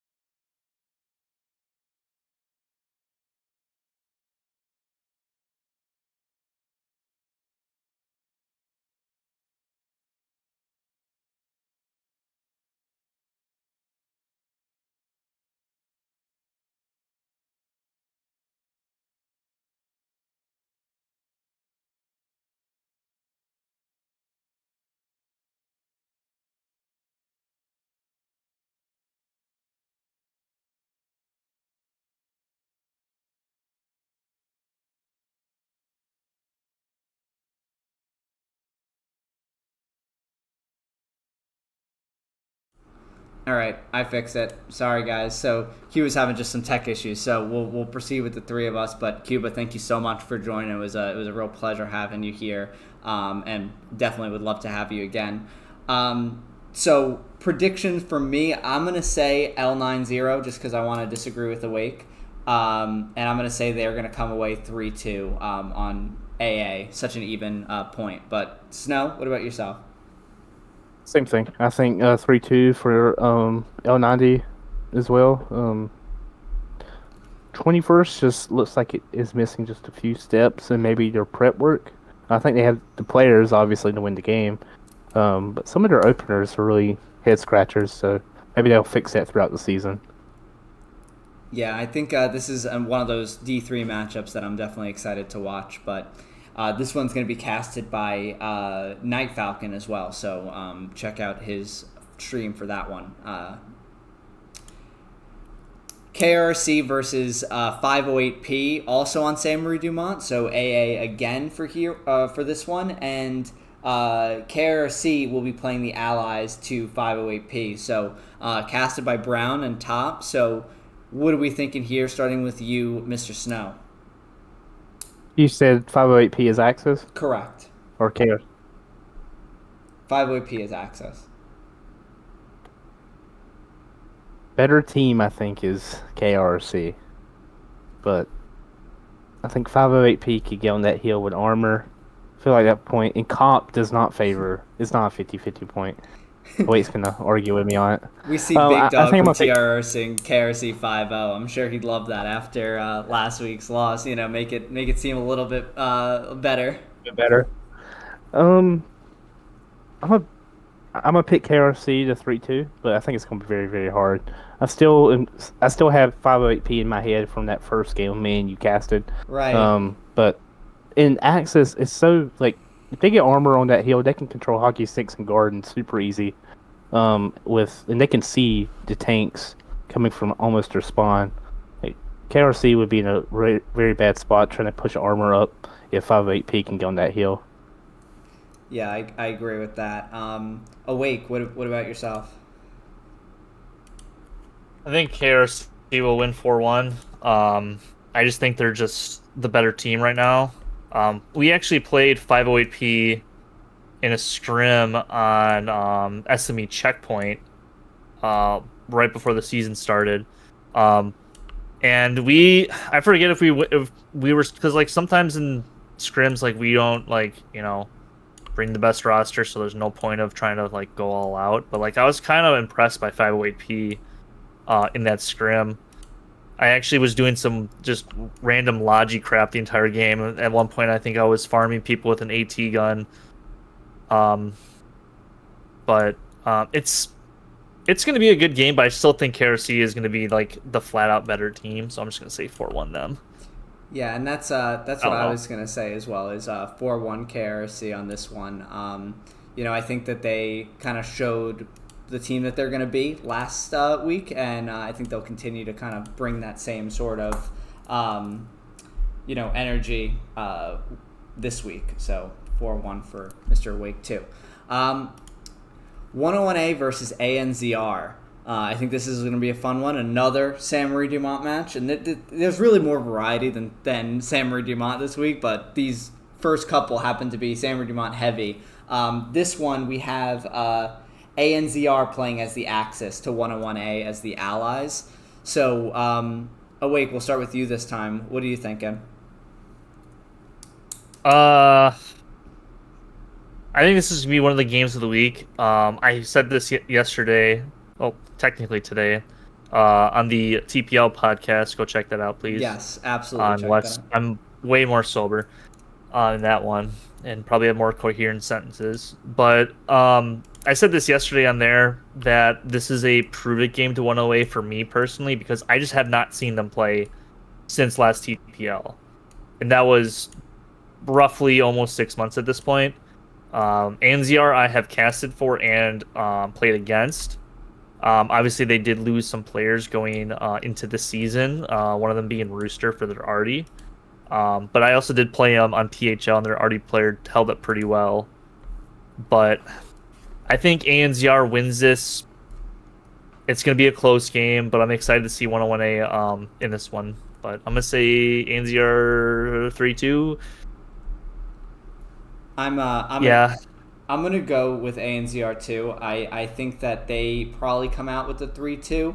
I think it's just gonna be a big slog on AA the entire time. What about you, Snow? Same thing. I think Ansar, at this point, is the better team, unless obviously Winnowing has a perfect opportunity to prove me wrong, and I guess all of us wrong. Like you said, everyone jokes about 101A, but they have won the Winter War League twice.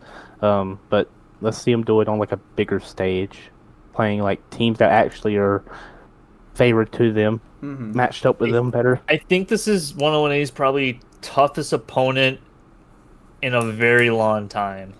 Since and I want to say, my opinion. What? Since 9PZ and Winter War League is my opinion. They played in the Division 3 that finals. league doesn't count right now. I'm just saying. Well, since like the last time I saw him, because I didn't see him play in Winter War League, but like at least other than maybe that game, like the last almost like 9 months. Yeah, I think agree. this is their toughest game in 9 months. But next game, 75th GOAT. Yeah, 75th GOAT. This one is on Kharkov St. Mary, and 75th will be the Axis here, streamed by Mandira TV. So I like the 75th here a lot. They're a team that I think we shouldn't be sleeping on, and GOAT had a little bit of a rough first game, and I think 75th is going to carry the momentum there. I do think 75th is going to come away with the 5-0 here. So I'm going to go with the aggressive pick and pick them 5-0. Awake. I want to say GOAT because they're like 20 seconds friends. We scrim with them a few times, and they fill in for us. We fill in for them. So I'm gonna say GOAT 3-2, but I feel like 75th is gonna win 5-0 to be honest. Lucas has another prediction: hot dog lager 5-0 to Wake. Yeah, so we got the hot dog lager, baby. I'm still drinking through it because it is very, very warm. They put the hot dog water straight in there as it finished boiling. So wait, more like passed out. That's a good one by LBJ. Dude. Yeah, never mind. So you're gonna go with the 5-0, or you said 3-2? Dude, I don't know. Are you gonna put these up for actual predictions? Yeah, I'm gonna put them up. God damn it! No, okay, 75th 5-0. All right, gotta be right. But like, I love GOAT. Like, there's some good guys. Like, I feel like they're getting better and better every time we play them in scrims and stuff. So shout out to them. Snow. Same thing. I think 75th 5-0 is GOAT in 62 minutes. All right, I'm not putting the time in. That's too much work. All right, so we're all in agreement on that one as well. So next one, a fun one. 9PZ versus 22nd on Utah. 9PZ is the allies here. Snow. What's Smith? Chapel. What's Smith? And 9PZ is the allies. 20 seconds Axis. Yes. 9PZ. Yeah, but you guys also are 100 meters away from mid-cap. Time they're on it. Okay. Well, I mean, I think the MGs for 9PZ are better than 20 seconds. I think that's just going to be the name of the game. I think you guys are going to get slaughtered by just for MGs. God. No, they do. Like 9P, like we play them in 6, like in hurt. Caparzo, do you have a 6th taco? Clip it. Yes, it's coming up next. Okay, sweet. Okay, we're saving for that. I'm not doing this to spite you Awake. If you guys had this is one of the most favored midpoints that you can get in this round. And you're giving it to 9PZ. That's just bad map bans. So yeah. They got a map ban advantage because they decided to switch to US West all of a sudden. So they got the final ban and the extra ban. So we got fucked over on that because the map got broken. I'm gonna still say us 3-2. Yeah, You have I'm to. gonna STG bot the fuck out of this point, dude. STG. Trust It's me. gonna be good. No, I'm not. But I'm gonna say right now, we're cooking. I know. I'm not saying you're not. I'm just saying I know you're cooking. you're gonna be down off rip, and you're gonna have to come back. Yeah, no And the shit, Sherlock. Hey, okay, all right. This guy. All right, I'm taking I'm the just 4-1 for 9PZ. So Awake, keep the same energy that you have right now as we look at this one. Awake, first, go. No, Snow. No, I want Snow to go first. All right, so No, you hold go on. first. You're not gonna bitch at Caparzo for picking 4-1. I picked a 3-2. All right. Yeah, moving but you on. said. You said Yeah, they but were you gonna made get it personal. The slaughtered. MGs. I gave some commentary on why I picked my prediction. That's what I did. You know what? You just Someone said ban. you just said they're better. That's all you said. No, I said their MGs are better. Okay, moving on. All right, 6 Taco. 6 is winning 3-2. Oh, not gonna take your own guys 5-0. No, absolutely not. This is going to be a hell of a game. And if we lose to Taco and Hurtgen as the Axis, we have nothing to say because we lost to them as allies. So we'll just have to say they're the better team. But we got a really good roster. And this, yeah, well, I'm not going to say that, but that's to be the consensus. I mean, plus, I'm very excited to see a lot of our additions from between Summit and now play. This will be like the really first big game. Merc was a big-ish game, but we also saw some problems in how we were rostering them, and we were able to really work that out using Merc as a good example. So we'll see. It's gonna be a fun game. Yeah, I'll take. This is a hard one. You know, like I want to say Taco 3-2 just based on the latest history. But I think Hurtgen is just such a weird map, and with these two teams and some of the changes for both teams since last season, I think I'm going to just go with 3-2 as well. But I think this is going to be a game where both players after the fact say that they did not have a good time. So that's Armor is going to be consistent. Like, this isn't just me as a tanker. Their armor and our armor is going to be like what decides, in my opinion, of keeping them off that fucking hill and keeping us alive on our side, preventing them from coming across. What time is this game at? 3 a.m., 4 a.m.? 3:45 a.m. for me. Nice. It's 4:45 for me. Very reasonable hours to be playing hella Hot take, love it. Way better than Summit at 6. Disagree. Way better. No way. Wait, Hard what take. about you? Hard take. Oh, I'm gonna say Taco 4-1. That's insane. 4-1? Yeah. Yeah. Okay. Dude, okay. What's your analysis? You can't just fucking do this Because Noah's gonna be in a tank, and he's gonna have to go through some trees, and he's gonna get lost in the forest. We're not moving.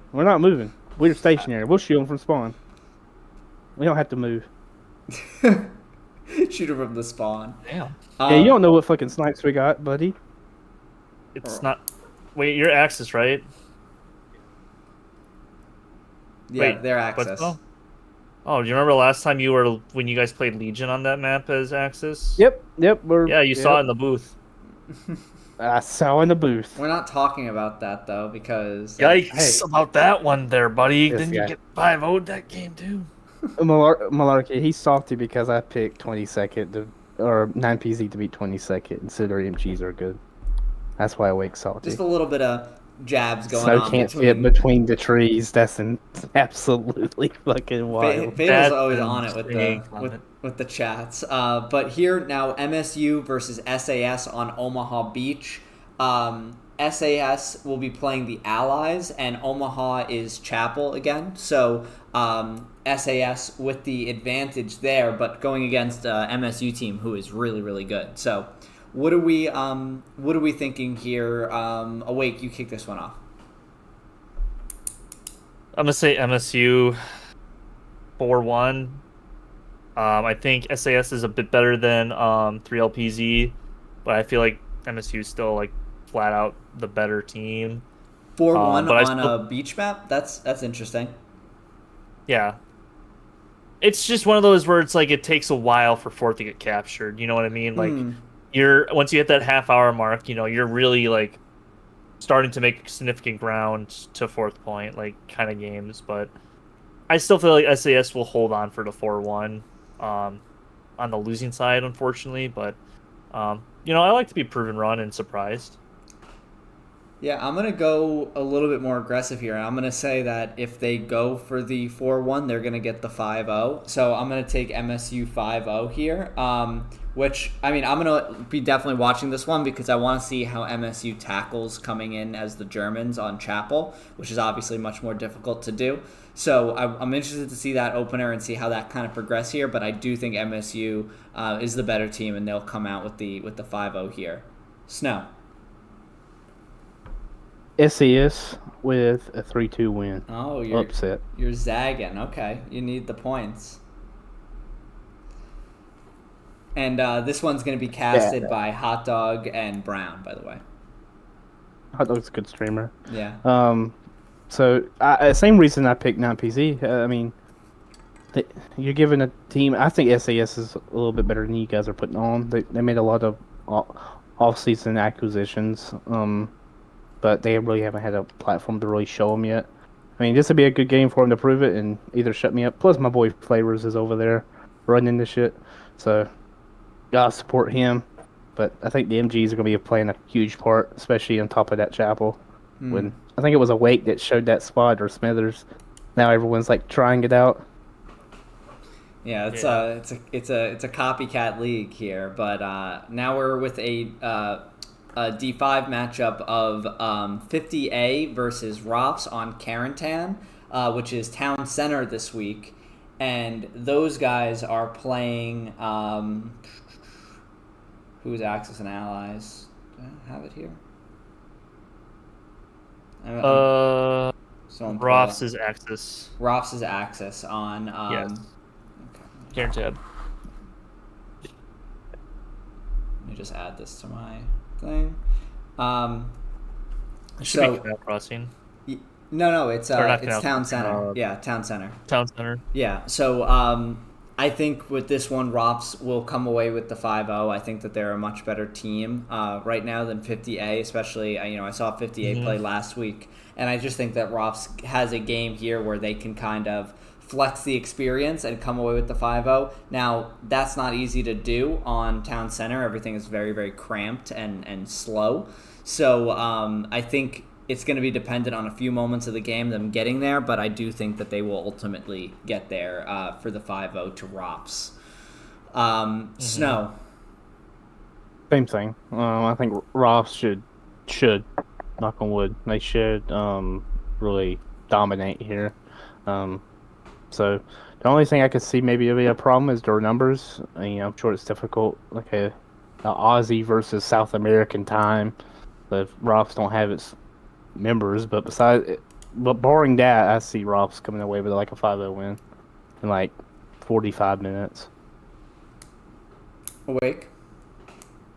Yeah, I'm gonna say Rops 5-0. I feel like the more experienced team in this situation, like even though this is 40s and they have lost players over the last few months, I just feel like they're just still the better team than 58. That's not to discredit them, but also in this division, you getting a 5-0 is, I feel like, a must because OCL has their 5-0. Right. I forget who. I think Rage has their 5-0. So this is Roth's. They need to get this 5-0. If they don't, I think it does set them back, and you don't want to be that 2 or 3 seed, to be completely honest. And right. Like any of these divisions, you don't want to be the 2 or 3 seed. But yeah, they just, I feel like, need that 5-0 because that could be the difference between who gets the first, second, or third seed. Yeah, it's a very tight division there in the top 3 right now. So I think that's something that later in the season will matter quite a bit for Rops.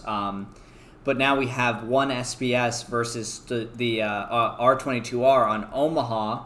So Omaha, again, this is West Burrville, and R22R is the Axis here. So Awake, we'll start with you this time. Give us your prediction. This one's tough. I'm going to say R22R wins it. I just don't know because like I feel like 1SPS is better than what they played last week. Now I know they did. I feel like they lost some players over the last few months as well. Because I feel like they're on the same level as L90.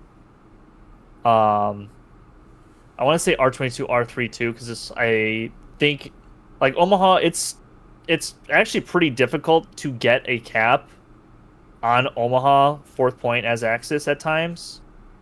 Either you get it surprisingly or like you just don't get it. Like it's hard, so that's why I feel like I'm gonna lean towards R22, R32. I don't know. Yeah, that's what I was gonna take as well. I'm gonna take R22, R32. I see chat Legion alts on R22, R50. That would be accurate. Yeah, that's more reserved for scrims and stuff like that, obviously with the roster locks. But that's what my prediction would be, 3-2 there. Snow?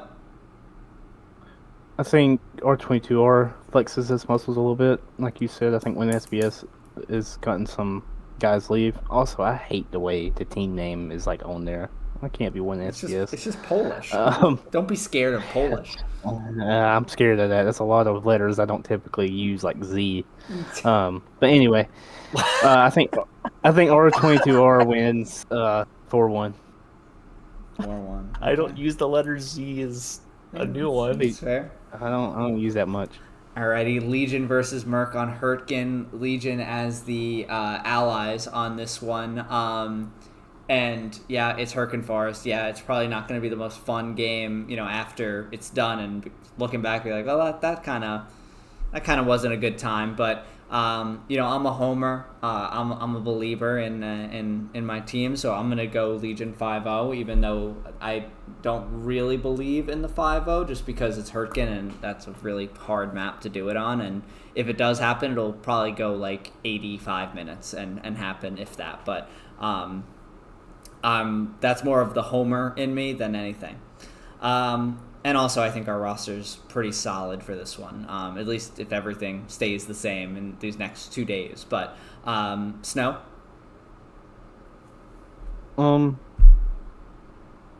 I think Legion wins 4-1, like you said. I took them 5-0. But you took them 5-0. That's, again, because I'm a homer. I don't, Merc 5-0 forfeit. Bear Jew says LeBear Jew. Pub day. I don't know, fuck yeah, I'm probably gonna. It's 4-1 or 5-0. I'm just gonna say 4-1. Gotcha. Awake. I'm gonna say Legion. I'm gonna say Legion 4-1. I want to say 5-0 because here's like the two biggest games that are gonna happen. It's gonna be games against Merc and Taco and 6 are the biggest games for Legion right now. Well, I mean those are the only games, yeah. Yeah, yes. But like, whoa. My reason is because now it gets really onto the seeding platform of things, because the 6th Legion game is probably going to be the biggest game of the season for regular season games in this division, depending on how this weekend goes for 6th and Taco. Right. The reason is because of seeding, because Taco only gets a 4-1 victory over 3-5, while everybody else in D1 gets a 5-0. So this Merc games, because I feel like everyone does consider Merc technically the last team remaining in D1. So with 6 getting a 3-2, that sets them back to 2nd or 3rd place if they lose a game. Mm-hmm. So if it's against Taco or Legion, 6 is probably gonna have to play one of those two teams to get to the final again. But if it's I don't know what I'm trying to say at this point. I forgot, but like that's what I kind of mean. Like it's for seeding purposes, Legion has to win 5 or 4-1 or better. I'm just gonna say 5-1 or 4-1 for now. Yeah, and it's mainly for seeding purposes. If you guys don't, you guys might be screwed, is what I'm trying to say. To Corey's point, we played Merc in a scrim on Canal Crossing a couple weeks ago, and they played pretty solidly on that one too. So Merc's not a team that you could ever discount. They're been around and they have more experience than most teams. So or than some divisions combined even. So I think that's definitely a large factor. But TRR versus 3LPZ on San Maria Glees, which is the SME Church. And then on this one, the allies will be 3LPZ. So 3LPZ coming with the slight advantage with SME Church allies. I'm personally going to pick TRR to get the 4-1 in a get-right game. I think that they're going to come out strong and, look to kind of get right after that loss to KRC last week. Snow? I'm with you as well. I think TRR comes in there. This is a game they need to win, and they need to win it convincingly. I'm actually going to pick TRR with a 5-0. 5-0, okay. Awake? In the same boat as Snow. I think TR wins 5-0. I feel like that game last week against KRC was a heartbreaker for them. I feel like, they in their minds still feel like they should have won that game, just didn't pan out the way they wanted to. This is a game that they need to win, and like So said, convincingly too. But SME can be a cause for concern at some point, right. So I'm excited to see what L3PZ does have to store. But also love their logo. I think they have the best logo of the season. 3LPZ. Yes. Yeah, they do have a great logo. I agree. All right, and then finally, last but not least, I think maybe the match of the weekend, SAP versus OCL.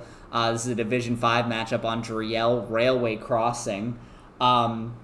Here we have OCL is playing the Axis and SAP the Allies, British in this case. So, Awake, we'll start with you for this last prediction. Dude, this is the match of the millennia right here. This is Grab your glass of milk. I said this in the TPL podcast that whoever streams this, their chat is going to be wild. It's going to be insane. I hope it is, at least. This is going to be Captain Wicho and Madeira. So we have a Portuguese and an English cast here. Yeah, their chats are going to be just emojis and stuff that you don't know what's being said. It's so good. It's a lot of Z's. Mm-hmm. What are these? But it's kind of interesting that these teams are playing on Driel of all maps. Yeah. When these teams play, you kind of expect them to be on one of those meta maps. But it's kind of interesting to see it on Driel. I'm gonna take OCL 3-2, but I just feel like they're slightly above SAP. But I'm gonna give SAP their flowers. They're a tough team to play. Regardless. So, I'm seeing in the chat here, Lucas is saying that OCL never won against SAP before. So that's an interesting. I don't know. Yeah, I was kind of on your side too, Awake. I think OCL wins this 3-2. I've watched them play a little bit more than SAP, but how SAP played last week against Rofs does give me reason to believe that they could come away with the win here. And I don't feel good about, if I picked SAP, I wouldn't feel super confident about it. My pick with OCL, I don't feel super confident about it. I wouldn't put money on it, let's say. This would be one that I wouldn't need money on to find it interesting. In my current state, I would put money on it. Oh yeah, dude. It's got alcohol and gambling. What's better than that? Snow, last pick of the evening. SAP wins. Wait, what's mid? Railway. The bridge. Oh shit! Is that our first time seeing the bridge as the mid? We had it. Because we had it a couple weeks ago. I think in 35s. I want to say. I'll look real quick. SAP 4-1. SAP 4-1. All right, everyone. That's a lot of matches predicted, and we will see if these predictions hold. But a incredible weekend of games ahead of us here this weekend. Starting tomorrow, the very first one will be that HLE versus Pathfinders game. So stay tuned in the Premier League Discord and make sure you're catching those as they are going live. But Boys, this has been a long one here tonight. I want to say thank you to Cuba, first of all, for joining us. It was a real pleasure having you, and anytime you want to come back on, would love to have you. Snow, Awake, any last words here? I begin my probably my 32 hours staying awake tomorrow for the EU games. So I'm glad that we got them together. So we knocked them out early in the season. Right. I can go to bed and play you guys at like 9 p.m. or something. Yeah, prime time. I'm trying to think. There was something I was going to say, but it must not have been important. Go ahead. Awake. Dude, I'm gonna fall asleep so fast after this is over. You guys have no idea. Oh, you and shit. I both. I woke up I was flying this morning and being hungover. I'm flying right now, dude. Oh, shout out to our chat. We've had a lot of people watching tonight, more than normal. I think we were sitting at like 40, good average of 40 people concurrently. So awesome. Yeah, I have my ways. I'm view botting right now. Yeah, Awake view botted the stream, but yeah, seriously, guys in chat, like it's I love reading your predictions as we're doing it together. Like seeing your engagement is always entertaining, and whether it be earnest predictions or slandering Snow in one way or another, it's always nice to see your chats in there. So I cannot wait to cast a 6th game this season, dude. You have no idea. Oh man, this is This podcast is going to send ripples through the rest of the season when it comes to Awake's casts of 6. But it was a long one. It was a great one. But we have a full weekend ahead of us. So we'll let you guys go and enjoy the rest of your Friday evening. Again, thank you so much for watching. Thank you to Cuba for joining us. Thank you, Awake, for joining us. Snow, thank you for being with us as always. And everyone out there, if you're playing this weekend, best of luck. But you should definitely be watching because I will certainly be as well. So until next week, everyone, we will see you then, and best of luck. Week 2 of TPL 49s and 40s starts. I'm unbanned. I'm free. He's back. Yeah, push your luck, buddy.